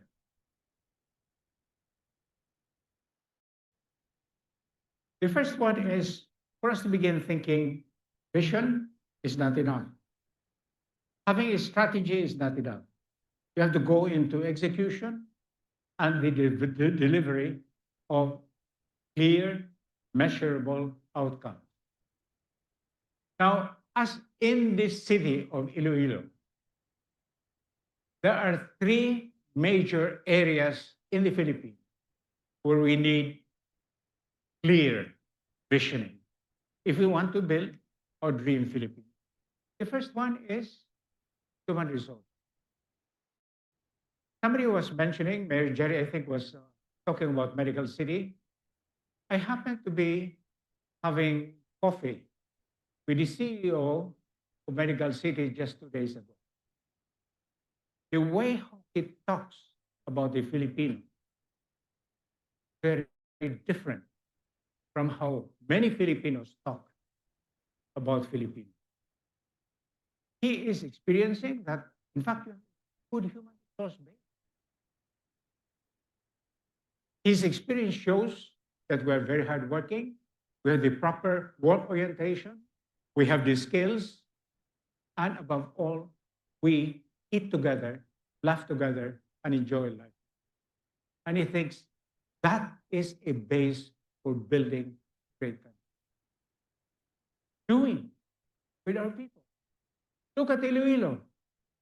We are producing a high percentage of our seafarers to the country.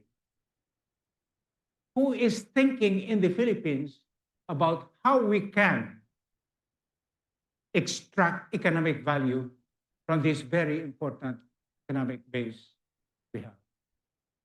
I remember when Senator Drilon and myself were serving in the cabinet, and there was the first Iraq war, and I mentioned the cabinet that we had to begin thinking about bringing some Filipinos home from Saudi Arabia and from the Middle East because we did not want to be them to be in harm's way. The following day, I had in my office this Saudi Arabia ambassador calling on me, telling me, please, Mr. Secretary, you cannot do that.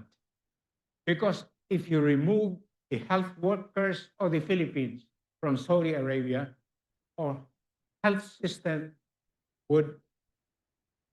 By the way, that is not only true for the Middle East, true Germany, that's true of the UK, and increasingly it's true in various cities of the United States. And yet, what are we thinking as a people to extract maximum value from our human resources?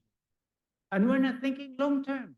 We're just thinking about getting this individual to graduate, talking about STEM and all of these other short-term solutions. But can't we step back with the 110 million Filipinos that we have? What can we do to use this as the biggest economic of the country? Back in the 1990s, we're talking about human resource as a base. You know what has happened? After all of these years,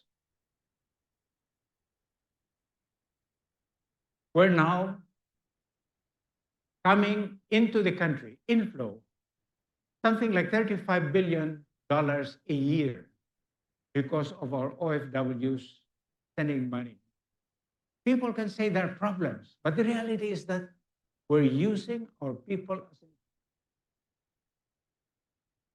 Mayor Jerry, 20 years ago, 25 years ago, you did not have a BPO office here. You understand you're getting close to 50,000 people who are employed in the BPO. And what is that? It's human resource. And are we not thinking of Filipinos really as a base for the middle class to be able to give us the consumer society that we are growing with? By the way, we're now growing 5 to 6%, something that we were just dreaming about 20 years ago. And here, I must acknowledge my deep sense of professional gratitude to Senator Drilon. This had nothing to do with Iloilo. This had everything to do with the Philippines. When I was Secretary of Finance, I pushed the Philippines into becoming a much more open, became part of APEC, became part of AFTA. We traded much more openly.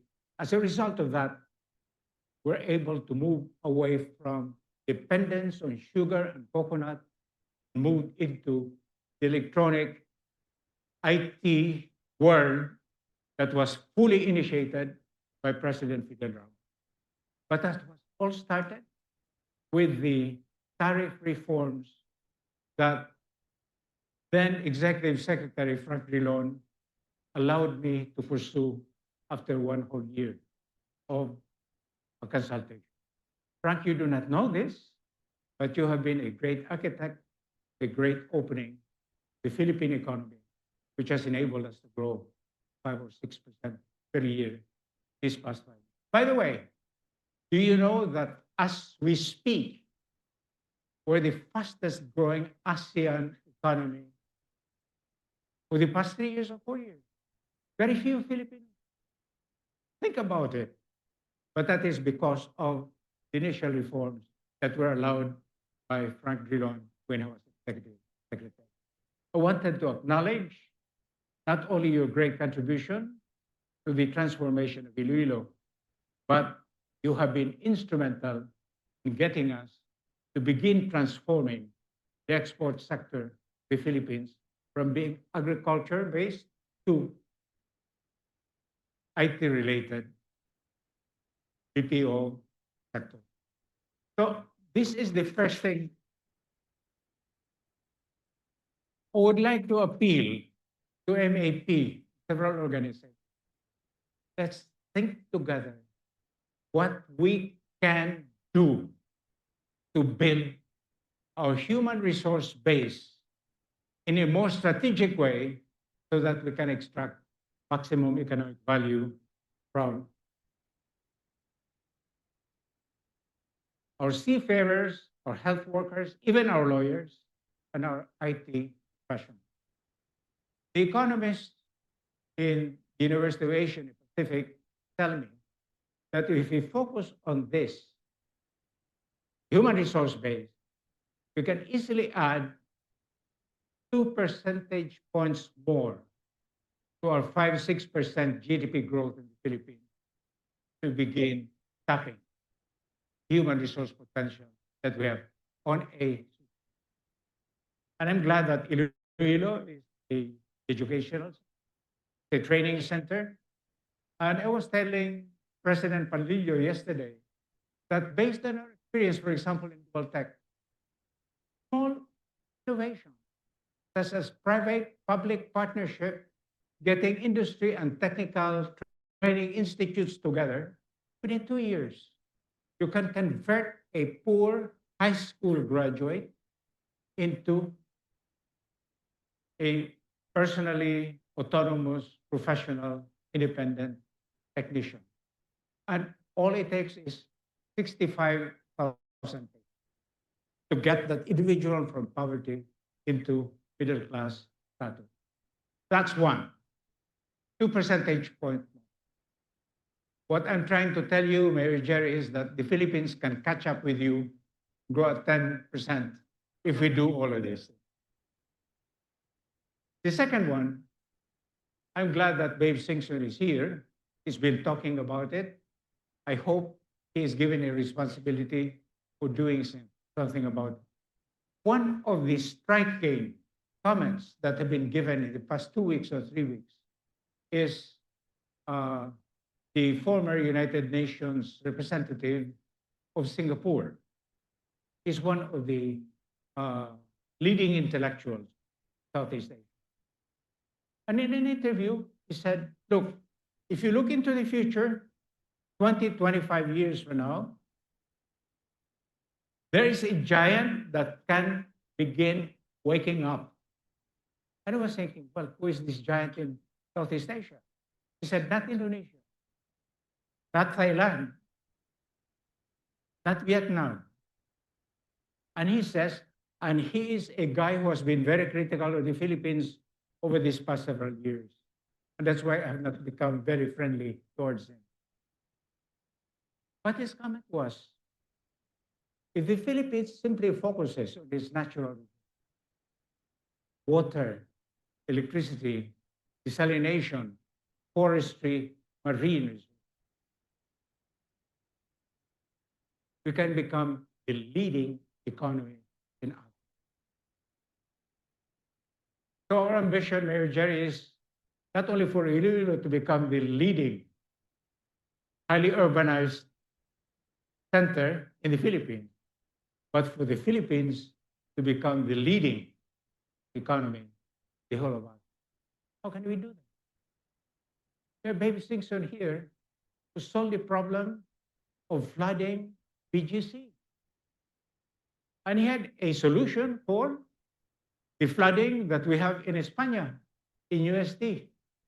And I'm glad that you're doing all of this massive integrated water resource management for the island of Panay to serve Iloilo.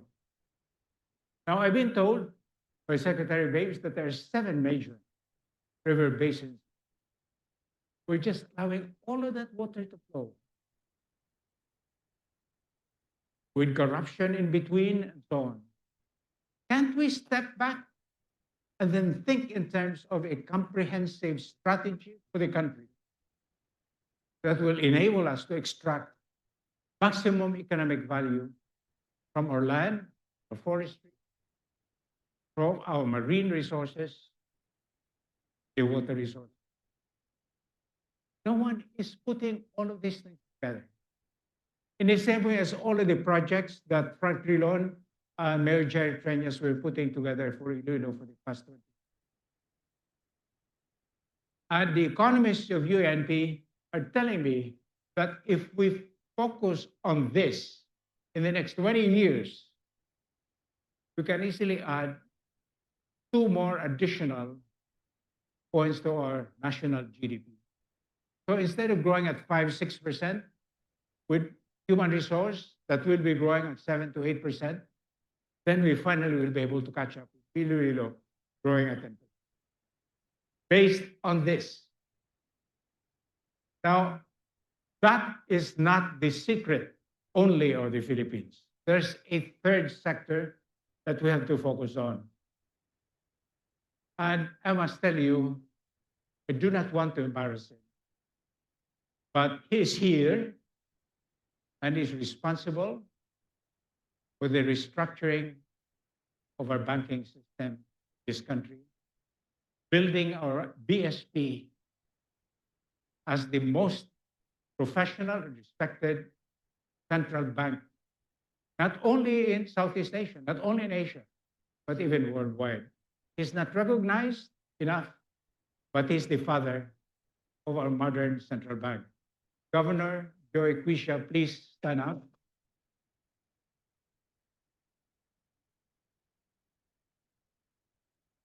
We owe you a debt of gratitude. We have a problem, however, and that is, while we have a sophisticated central bank, we have a sophisticated financial sector, and our banking system is properly regulated. In great thanks to Governor Quisha. We have not connected the different elements to the Philippine economy. Most of our MSMEs do not have access to bank finance. Our bond market is one of the least developed in Southeast Asia. Our Philippine Stock Exchange, which is the oldest in Southeast Asia, is the smallest today, and it is the least dynamic. We have not connected the dots. We talk with various cooperatives that have billions of pesos in terms of assets.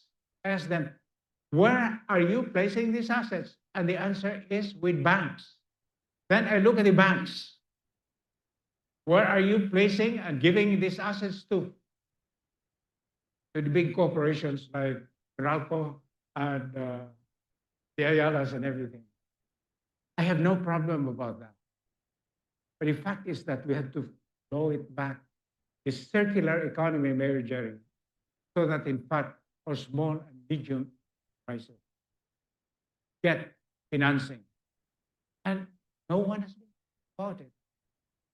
Last December, in a public conference in Manila, a report issued by OECD on the Philippine financial and capital market. It's very sad.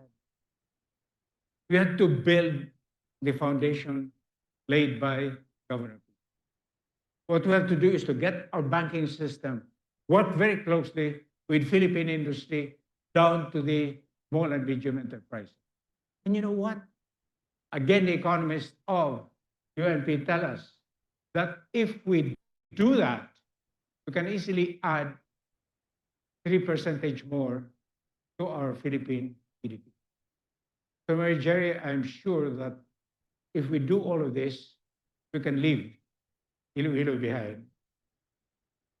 But you are part of the Philippines, and therefore, those three big challenges for us to address in order to build Dream Philippines.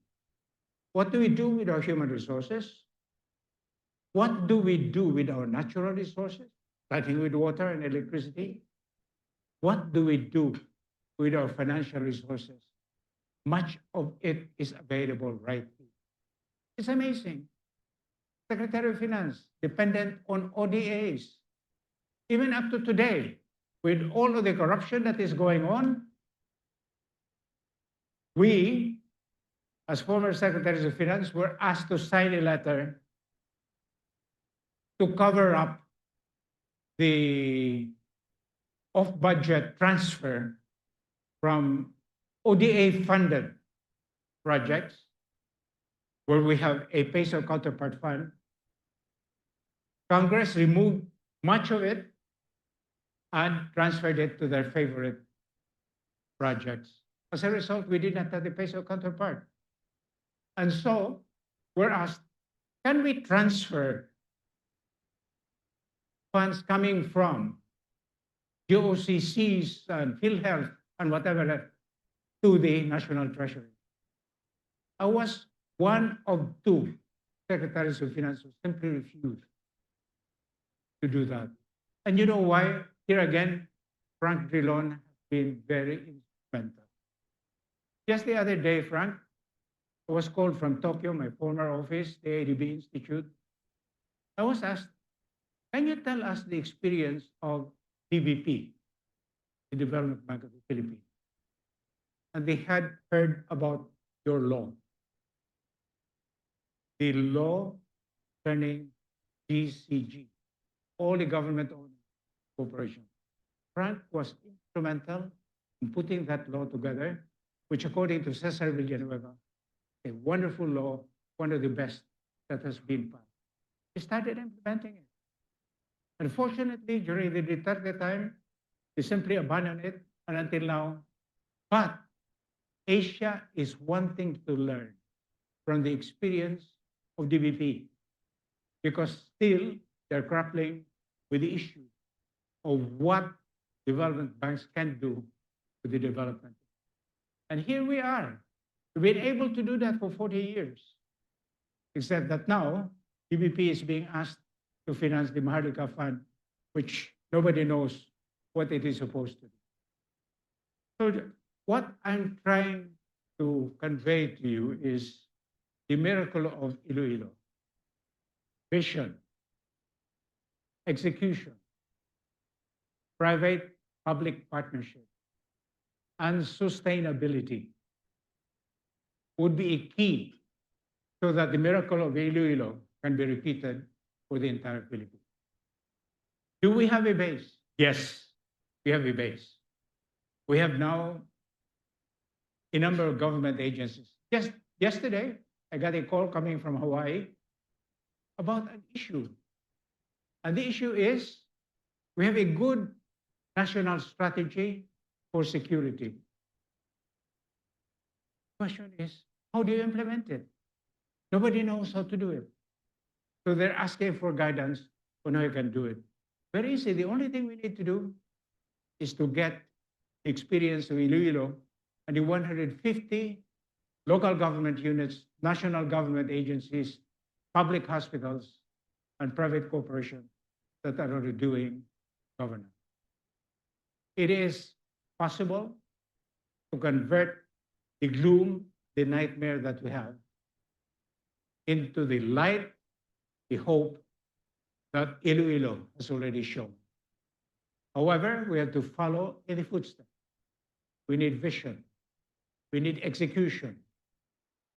We need long-term strategy.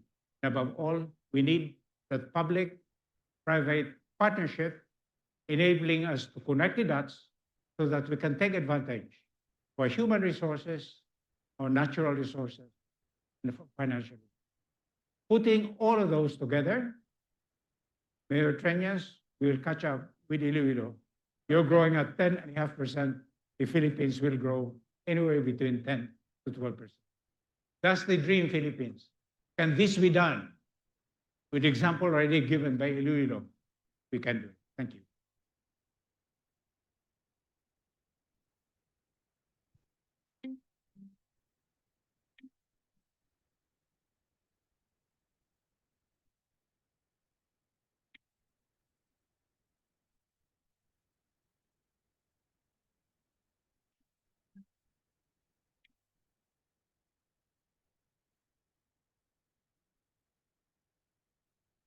Thank you, Dr. Stanislao. We will now proceed to the panel discussion. May I ask Mayor Jerry Treñas, Senator Frank Drilon, and Secretary Jess Stanislao to take your seats on the stage, please. We'll put up some chairs here for them. May I also call on our moderator. Please welcome MAP Governor Rex Drilon, who is the governor in charge of the MAP cluster on ESG and shared prosperity. He is also the vice chair of the Center for Excellence in Governance. I just wanted to remind the audience, if anyone wants to ask a question, there are microphones on the floor. Please be brief. Don't make a speech. Don't make editorial comments. Just ask your question directly. You can approach any of there are two microphones on the floor. We are now ready for the Q&A.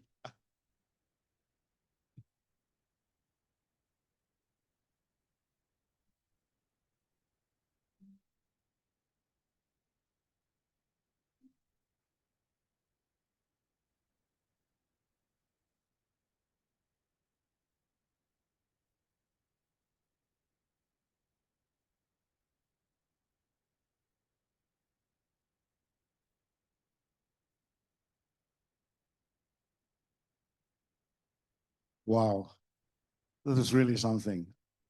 I've attended maybe 10 years of MAP GMMs. Today's session is up there. Thank you. Thank you, MAP. Thank you, Senator Frank. Thank you, Mayor Treñas. And thank you, Dr. Jess. While waiting for Frank to come back, just to let you know that there are about 130 people here, but we are on Zoom. So this event is visible to the other 1,200 members of MAP all over the country. So hopefully many of them tuned in and heard the presentations that are outstanding, very inspiring, and very appropriate for this time of gloom and hopelessness, Jess. It's true, Iloilo was once called the armpit of the Visayas because it had dirty streets, it was congested, it was polluted, nothing was going right, and we were saddled with poor governors, people in governance before Jerry's time. And so Ilonggo suffered for that. Just one thing that Jerry missed, just to share with you, I did interact with Jerry a lot of times all these years, but one of the things that he missed out today in one of our sessions with him and his wife, Rosalie, after seeing all of these hard infrastructures going on left and right in Iloilo, I told Rosalie, the First Lady, your role is to bring back the soul of Iloilo. That was your role as the First Lady. And indeed she did, and together with Frank Drilon, there is an arts and culture renaissance in Iloilo.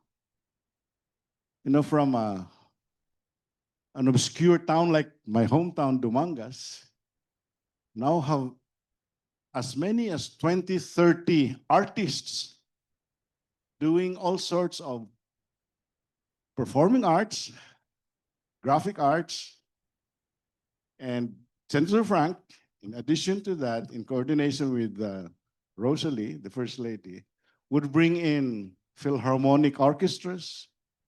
The last 6 months, we had the pleasure of looking at the works of some of our national artists, the Amorsolos and the Hidalgos and the Arellianos of this world.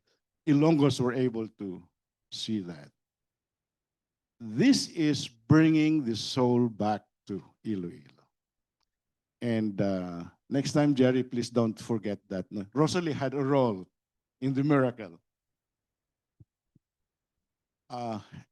And also, before we forget, we'd like to thank the new inductees of MAP today.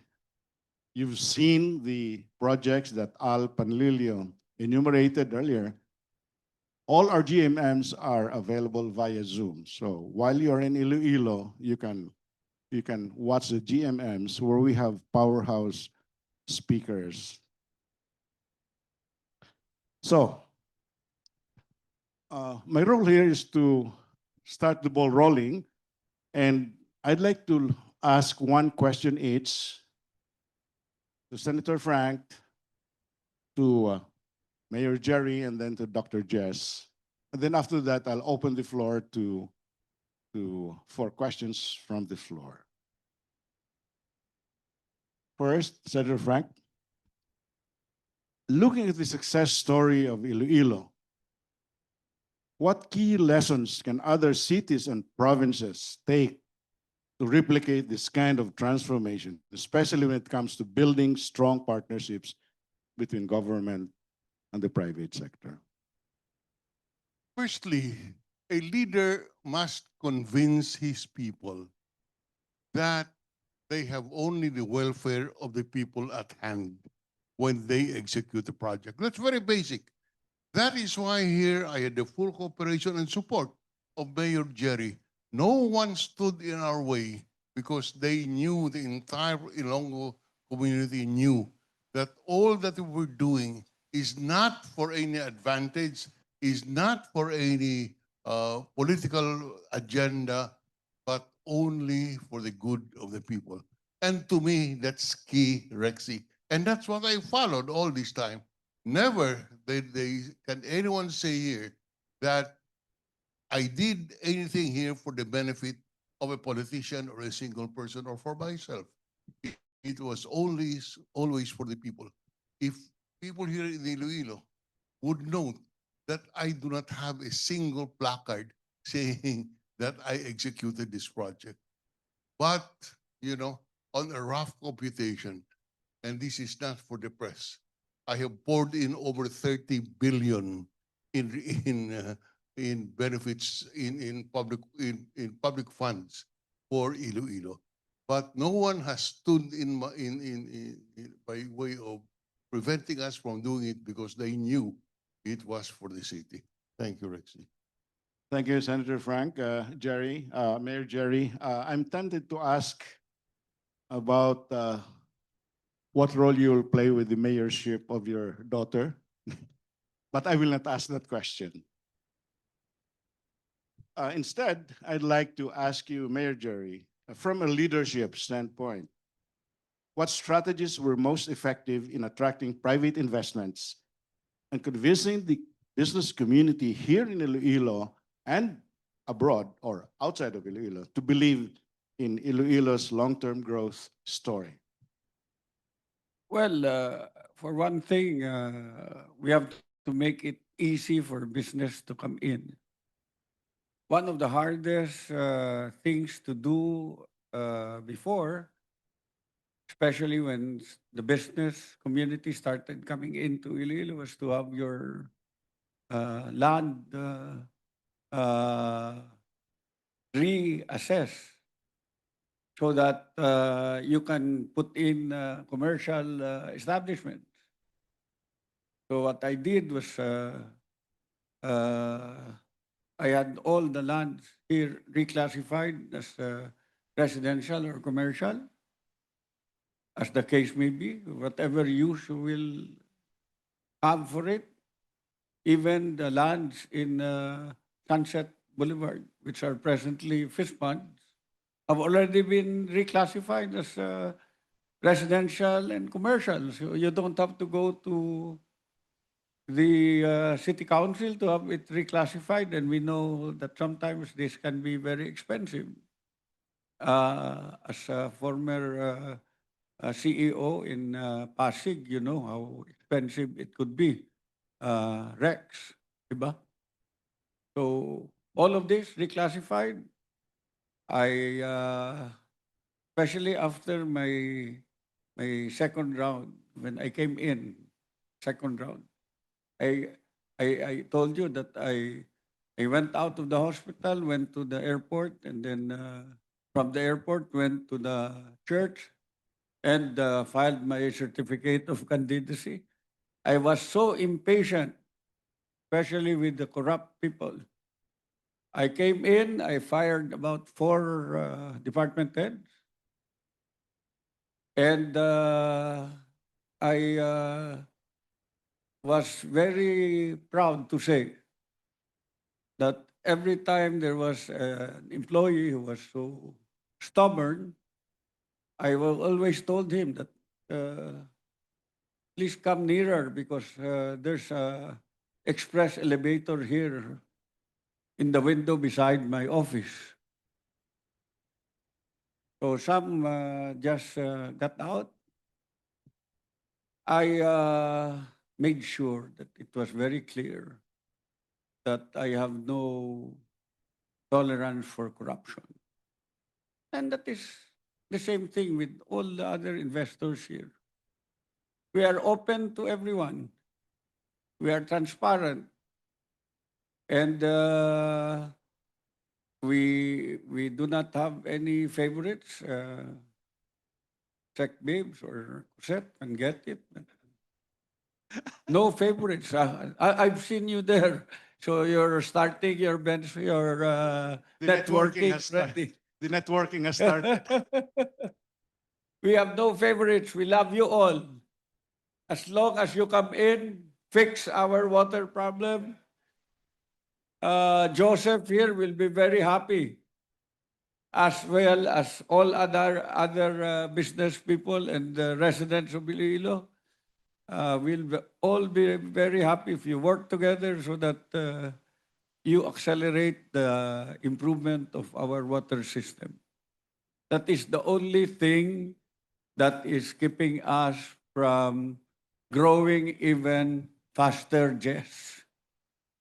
So probably if you fix the water problem, we'll grow by another 4%. Okay. Thank you, Mayor Jerry. I've seen the transformation of Iloilo from the past. Many times mal-governed community to a model of good governance and urban redevelopment. The miracle of Iloilo is really outstanding.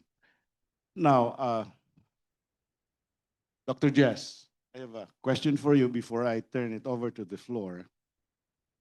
You know, Dream Philippines was a project of Dr. Jesse Stanislao, together with 100 of his friends and colleagues, from cabinet members to former chiefs of staff to almost all sectors of Philippine society, about 100 plus delegates, gathered for 6 months and crafted what we call Dream Philippines 2046. It's a roadmap for the country up to the year 2046. 4 presidential terms, 2028, 2020, 34, 2040, and 2046. So it's not personality based. But I remember that the core purpose of Dream Philippines is the transformation of our country and the comprehensive and inclusive development of the Filipino by the Filipino and for the Filipino. And that roadmap is there. It's a work in process. We continue to improve on it year after year after year. But there are specific strategic objectives, not only in 3 areas that Dr. Jess talked about, but there are other areas. And to me, some of them are even more important than that. For example, one of these strategic objectives is moral and spiritual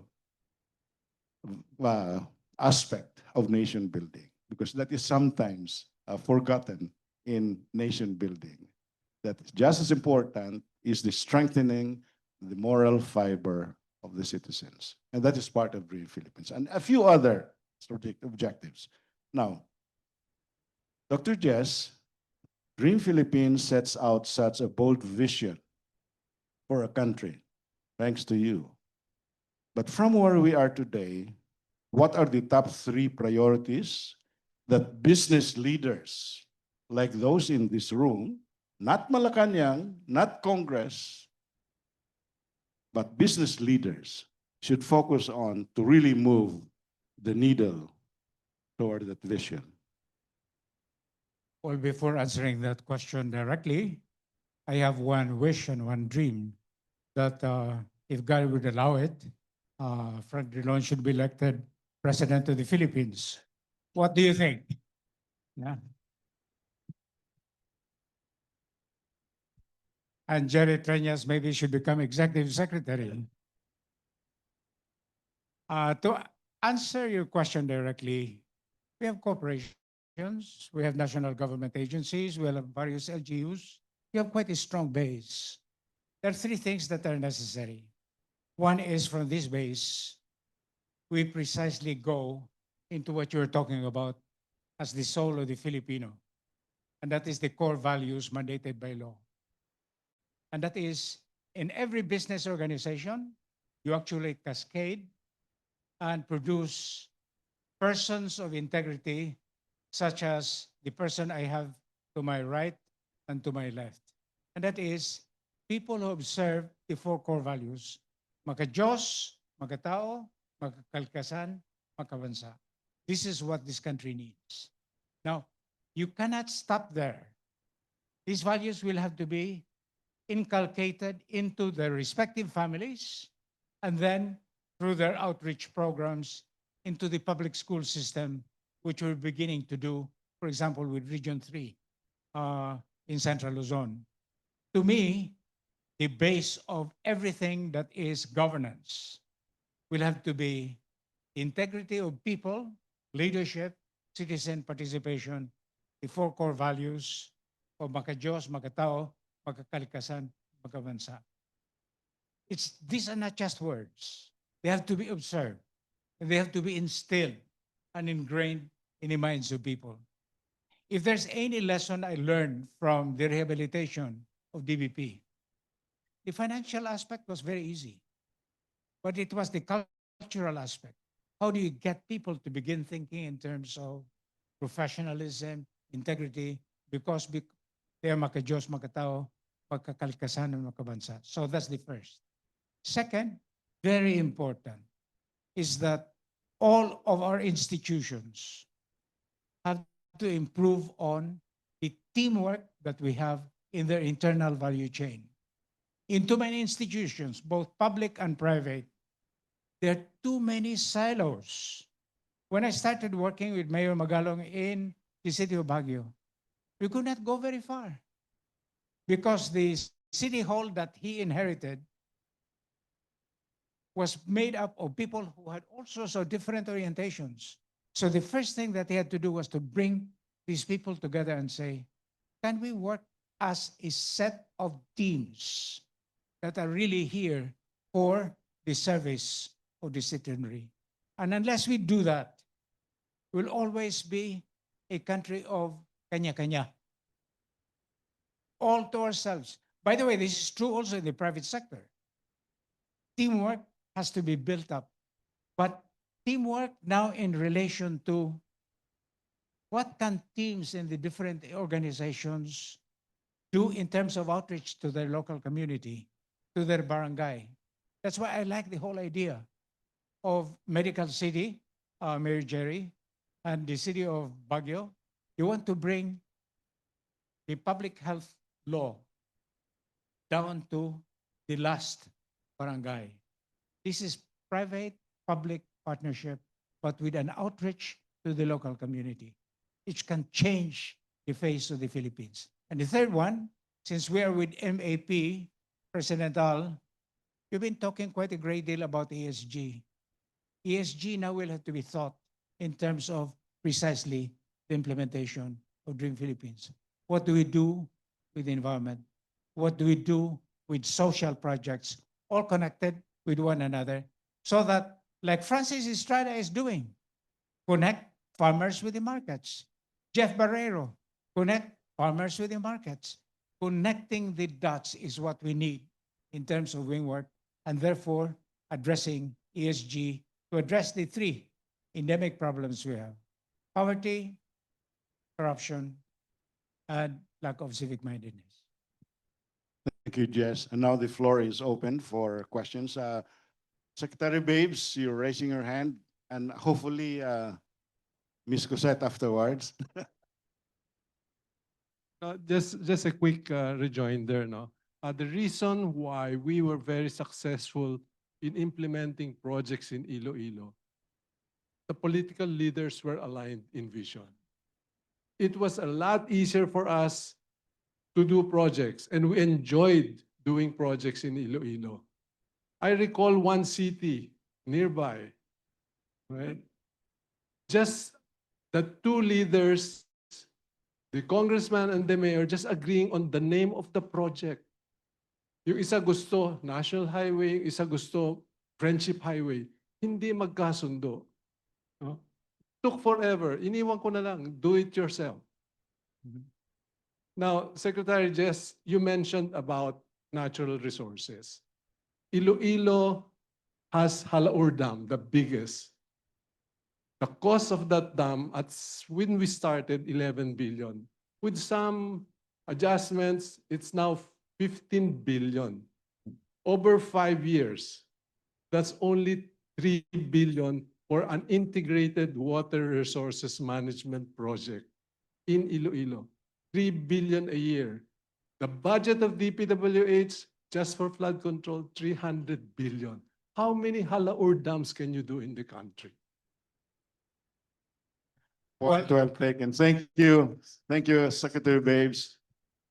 Again, using similar methodology that we helped the city of Iloilo, we also helped Secretary Babe Singson with his DPWH roadmap for the future. And within 3 years, he was able to convert the most corrupt, most ineffective, most incompetent agency in government in 3 years' time, convert into a model of good governance. Why? As Jess said, good vision, good execution, and I guess inspired leadership. Thank the country, Ocean One. Babes. Mike, you flew all the way from Manila to. Yes, sir. I hope you eat batsoy before you go back. Yeah. I'm Mike Makatangay, MAP's co-vice chairman for membership. First of all, thank you, Senator Frank, Dr. Jess, and Mayor Treñas for all these wonderful insights and best practices that you share with us. Sir, you've seen the best of the best countries and cities worldwide. And you were given recognitions and awards. Of course, also other countries look upon the Philippines to also study our best practices. But joining these best of the best executives sharing the awards internationally, what or which countries do you think wherein Philippines can still learn? What are these best practices and how can these best practices be implemented and executed here in the Philippines? Well, I must tell you, I've been working with Harvard Business School, all of these international organizations. One lesson that I learned is that the principles are universal. The challenge is how to adopt those principles to the local culture, the legislation, and therefore we can show great successes in the Philippines by adapting the same practices to the Philippines. I'll tell you, in corporate governance, when we started, we're way behind.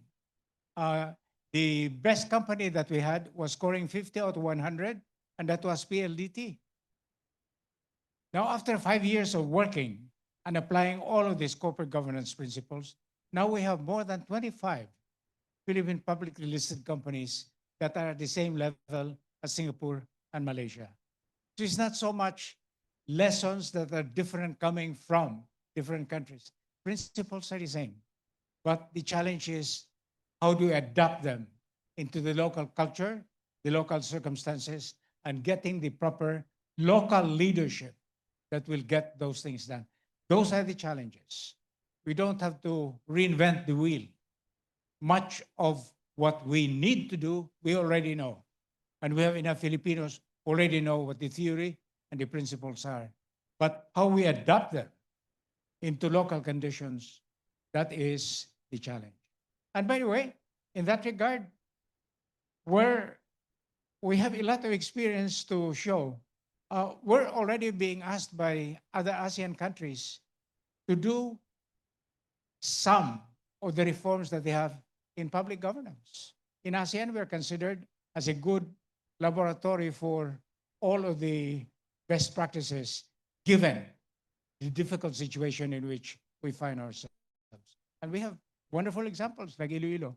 What I think we need to do out of this session is tell the Iloilo story from an objective, good, substantive, comprehensive presentation, so that in fact, not only other cities in the Philippines, but maybe even other cities worldwide. I've been asked very many times to write the story of Iloilo, but I will have to depend on the new mayor, Treñas, to get it done with the assistance of your dad. But we owe it to you, the people in Iloilo, and to the Philippines, to put together all of these wonderful lessons, what made for the Iloilo miracle, and then present it as a case study, which, by the way,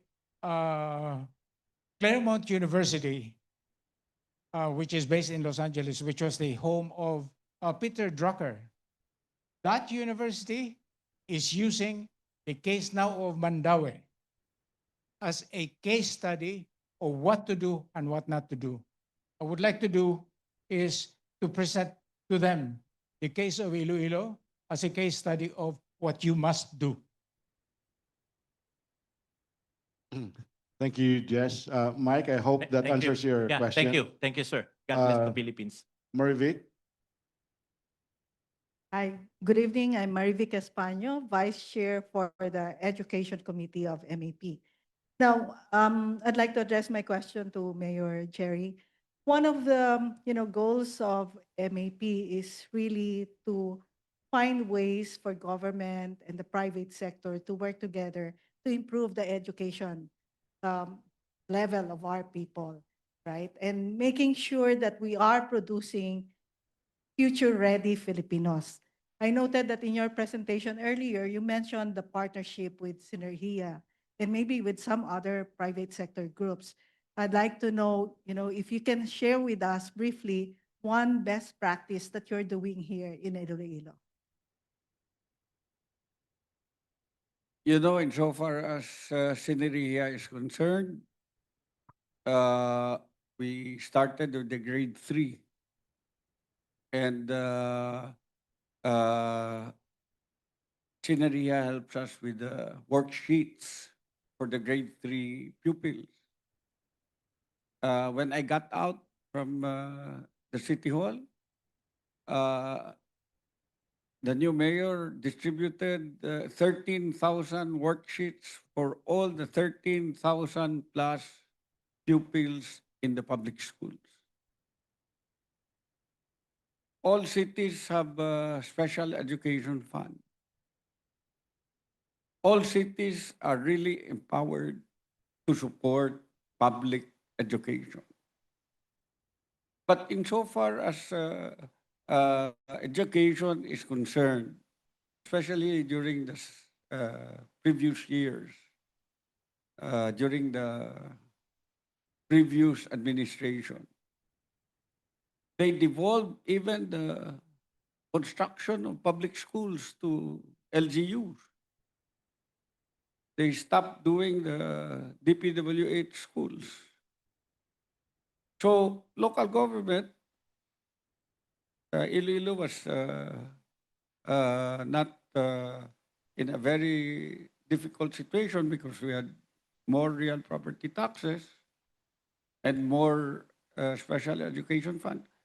We divided the amounts that we had between the payment of the salaries of locally hired teachers, because they even did not appoint additional teachers. We constructed more school buildings and came up with more books and other educational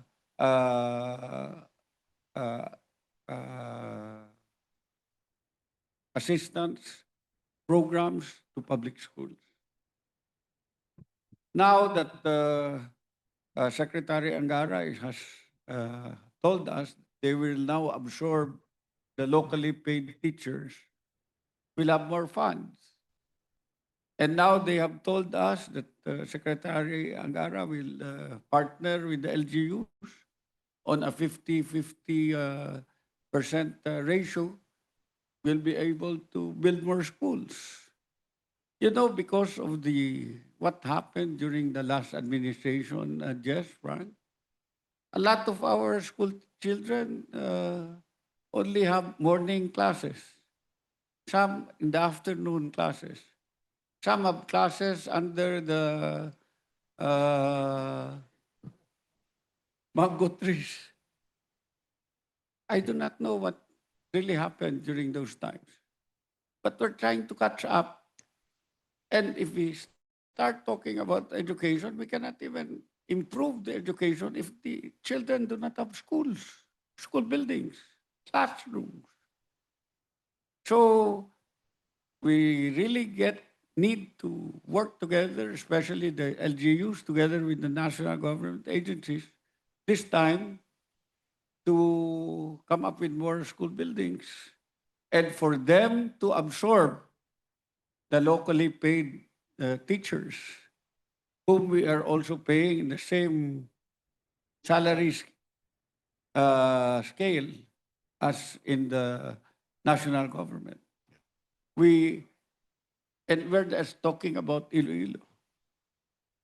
Yes, you have to think about all the other LGUs all over the Philippines. That if that happened to us, I'm sure it's happening to the others. So if there are businessmen here and companies who would like to help in the education. Sector. Because if we don't do that, Yeah. what will happen to our Children. children? What will happen to the next generation? I'm so worried about the next generation because what are they going to learn with only a half day? They don't even learn with the whole day. You know, you give them only a half day. So let us help out each other in education. Very good. Thank you, Mayor. Thank you, Marivic. We have time for two last questions. We have to end by about 7:30. First, Ruel, and then Dr. Dumancas. Dr. Dumancas. Yeah, my great-grand-uncle father was a Dumancas. Anyway, just to let you know that when we do our GMMs in Makati or in BGC, including lunch, it lasts for 2 hours. We violated that last GMM where Mayor Benji Magalong, as speaker, took us 2.5 hours to cut the program. We're now running 3 hours. It was worth the trip, the flight from Manila to be with you guys here in Iloilo. Yes, Ruel, and then Ms. Dumancas. Ruel.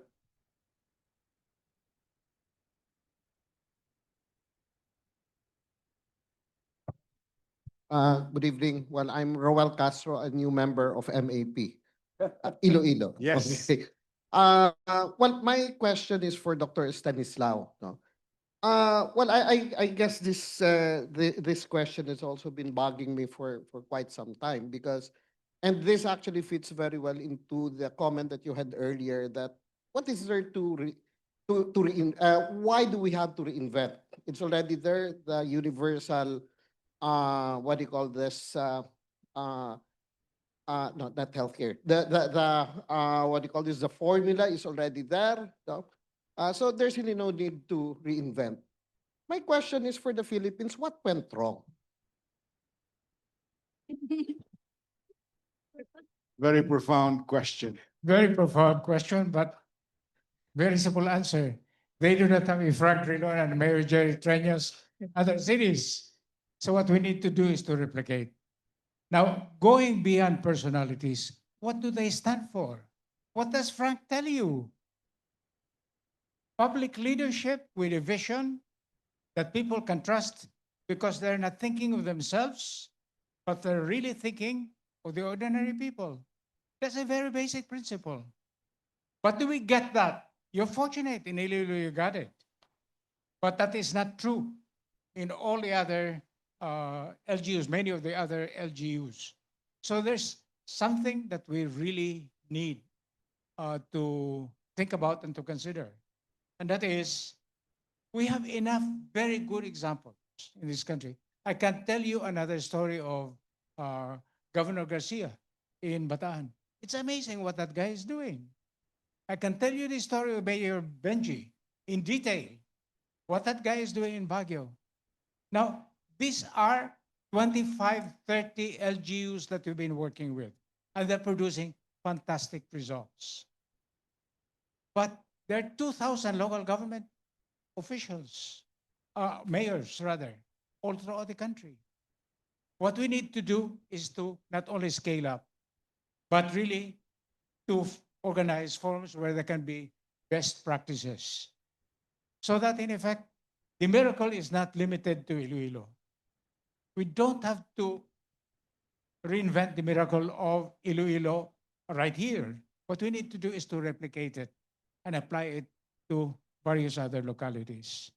And that is what MAP can do, what other public institutions can do if we care enough about this country. How can we put all of these people together to think in terms of our country? The three major themes that I'm talking about.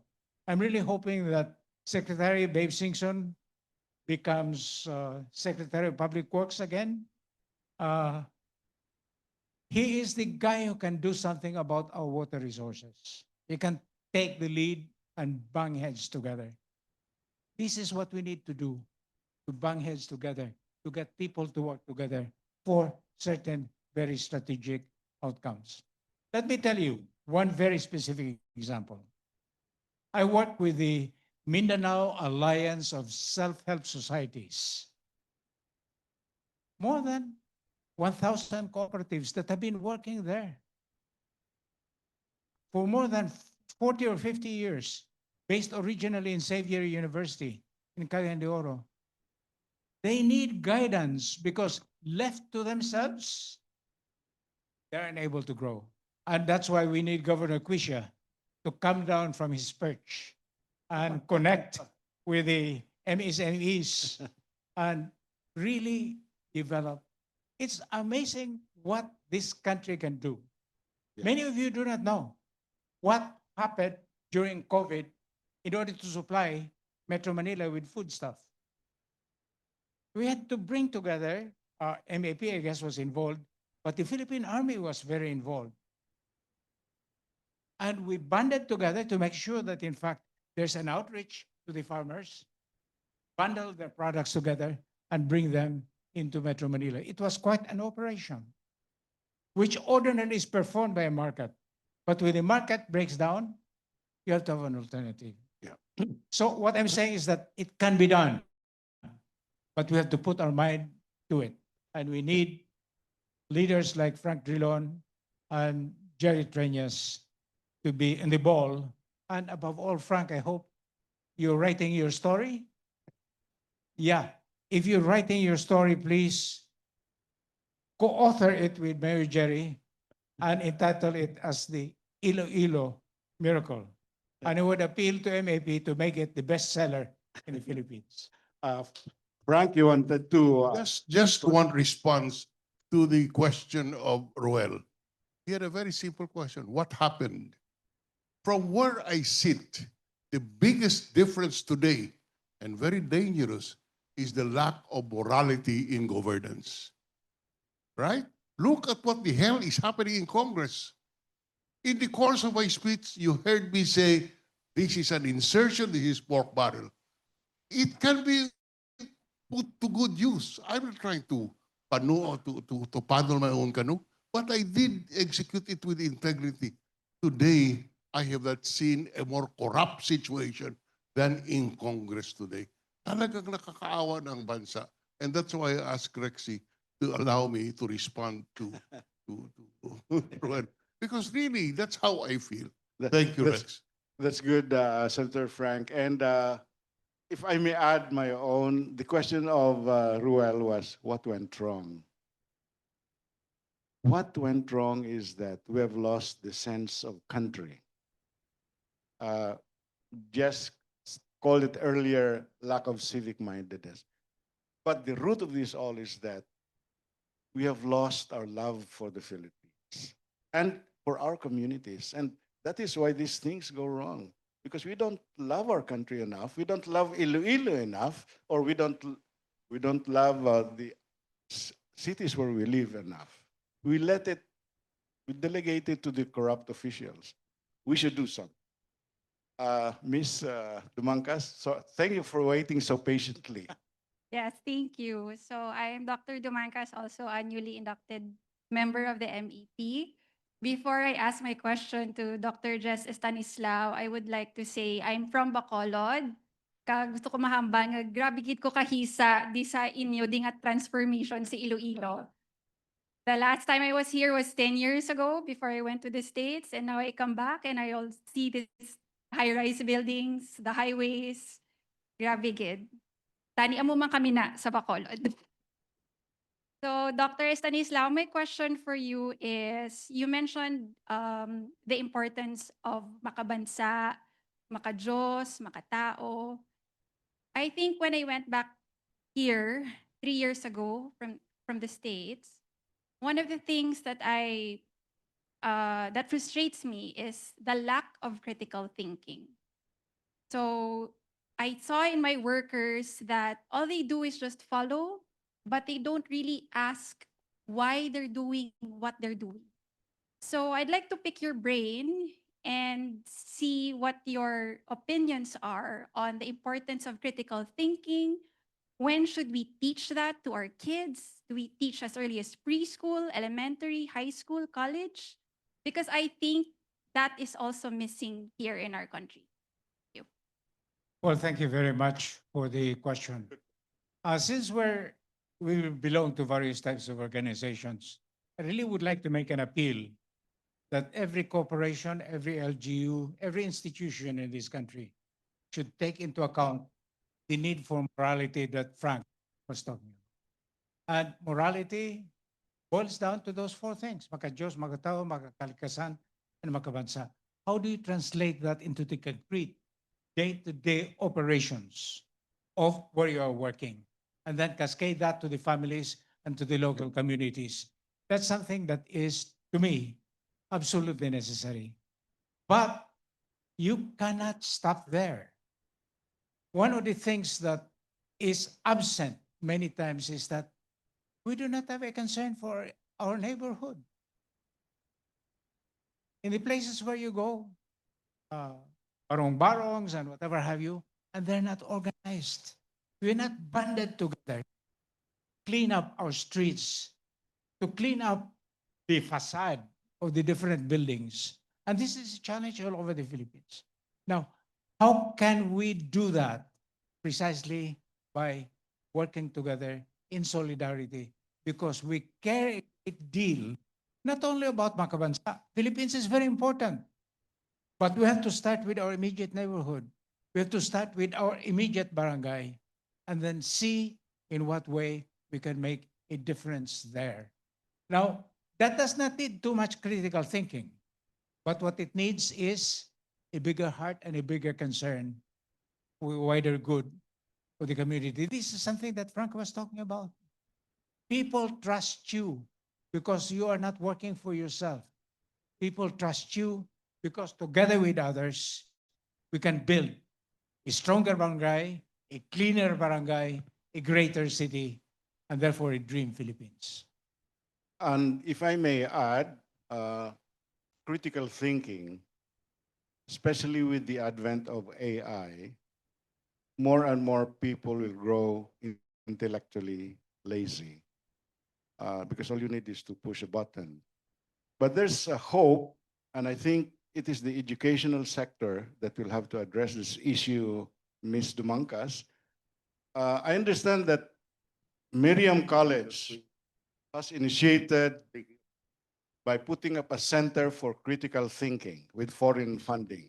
And I think the educational system, the universities and the colleges can start doing that because we need to train our children from grade school to high school to college how to do critical thinking.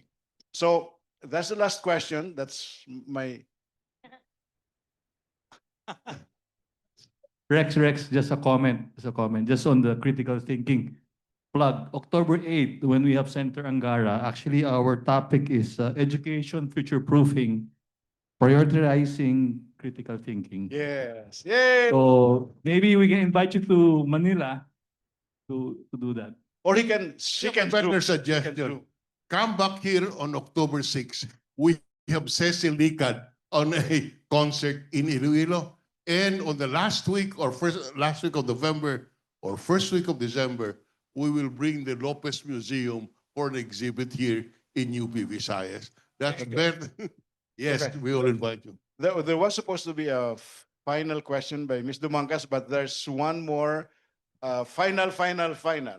Ah, because it's now 7:45. Rex, I Madam, haven't- salamat. Thank you so much. I am Juni Pama of Quantum Digital Services. I have the franchise of Converge in Panay. Our vision is to provide connectivity to the unserved and underserved areas. Our tagline is Walang Iwanan, as mentioned to Al and Hill earlier. At any rate, I've been away for 30 plus years. I grew up from Pasay, Iloilo. I was educated in UP High, just like Senator Frank, and UP College, just like Cosette and the rest of the friends here, thanks to the mentorship of Chancellor Camposano. At any rate, my question is very basic. We Ilonggos are very fortunate that we have the visionaries like Frank Drilon and Mayor Jerry, who I was with in the forefront of protests in the early days during the EDSA revolution. And I'm still very proud of that when we were discussing earlier with Mayor Treñas this morning on what we can do to help in perpetuating, in continuing the tipping point that we're currently experiencing. My question is this, Dr. Jess. We are fortunate because we have two visionaries, but we should think about the country. We are very happy that we have the Wakanda of the Philippines, but if we have other areas who are still left behind, going through single-digit growth, I don't think you can say, and with your group, Dream Philippines, when the rest of the country is lagging behind. So what can they, not only what can they do, benchmark on, or what can they do, because technically we have the template already. I know you mentioned leadership, sustainability, execution, and all of this. So to fast track all of this so that it can be replicated all over the country, but of course, that goes without saying, as mentioned to Mayor Raisa, that education is very critical. And with the advent of technology, I know Al will agree with me and Hill, that with technology, we can technically bring content all over the country, as long as you have the connectivity. And that's something that we can make use of to breach the tipping point. Okay. So again, we'd like to share this to the rest of the other regions, and hopefully architects like you can help to the country as well. Thank you. Thank you, Mr. Pam. Jess? Well, thank you very much. Let me answer it with a concrete example and then see how together we can think in terms of replicating it. For about 5 years now, more, we've been working with the Philippine Heart Center.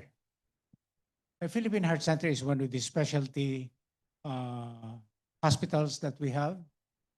And for many years, they were trying to improve their system without too much success. And as Mayor Jerry Treñas mentioned, if you cannot go to Harvard, you bring Harvard to the Philippine Heart Center. That's what we did. And they transformed themselves. Philippine Heart Center now is being replicated in 5 or 6 other regional hospitals in the country. So that if you're a heart patient, you do not have to go to Manila. You can go to Cebu, Cagayan de Oro, Davao, whatever else, and so on. And Iloilo. They don't stop there.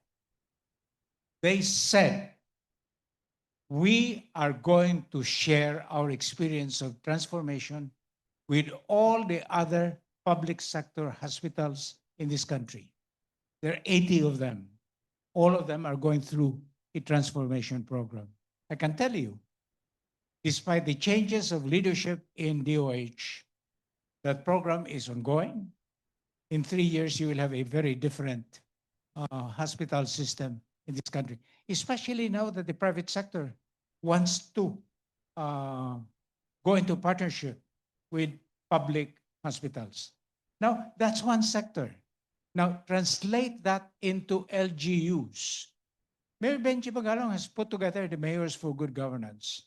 I would hope that Mayor Treñas will become one of the leaders of that Mayors for Good Governance, because in effect, that is a replication of what is being done in the hospital sector.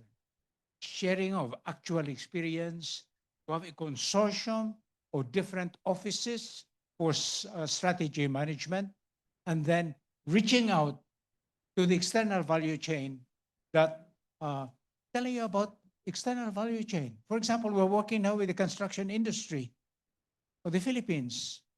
And they are in a very important issue right now. Who accredited all of these public constructors who are involved in the irrigation projects that have come up? Now, when you begin talking about an industry, you cannot focus only one segment. It has to be the entire system. So this is what we're trying to do. We're starting with health because that's very advanced. We're starting with Secretary Angara on Region 3 on education so that we can address the problem of critical thinking and whatever have you and so forth. Sector by sector, industry by industry. And by the way, for the city of Iloilo, I would appeal, reach out to the entire island of Panay. And if you do that, you have a consortium of LGUs in the island of Panay, you can begin addressing the water problem that you share with the other. Okay, thank you. Now I Thank you. can talk like this in Iloilo and in Panay. I come from Cebu. It's impossible to talk to the Cebuanos. Well, thank you, Jess. What Jess hasn't mentioned in response to the last question is that both he and I are involved in an advocacy, public governance advocacy called the Institute for Solidarity in Asia. In the last 25 years, and we're now celebrating our 25th year, we've worked with more than 200 NGAs and LGUs.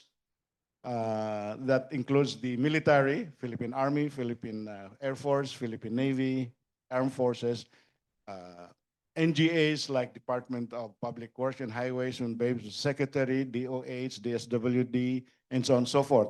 And about 60 LGUs, like Iloilo, like Baguio, like Mandaue, like, and of course, 80 regional hospitals. So the work is big.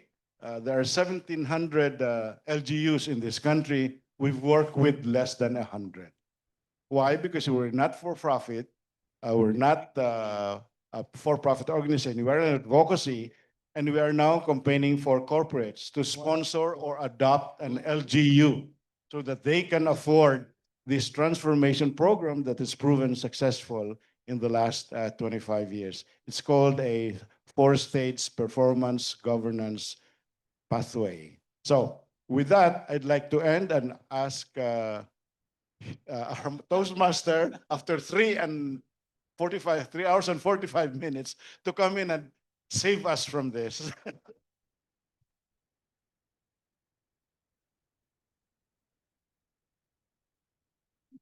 Again, thank you very much for our distinguished speakers. I'm sure we all learned a lot, and there is a glimmer of hope for the Philippines.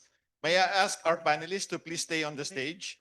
And may I ask also the other members of the board of MAP, Wilson, Al, let's have a photo together.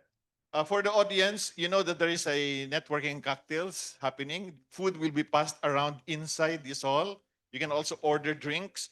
There is also a food station right outside, so you can continue to talk among each other and network But there is a networking and cocktails and food that's coming. Thank you very much. Again, thank you for joining us today. Dami gid salamat.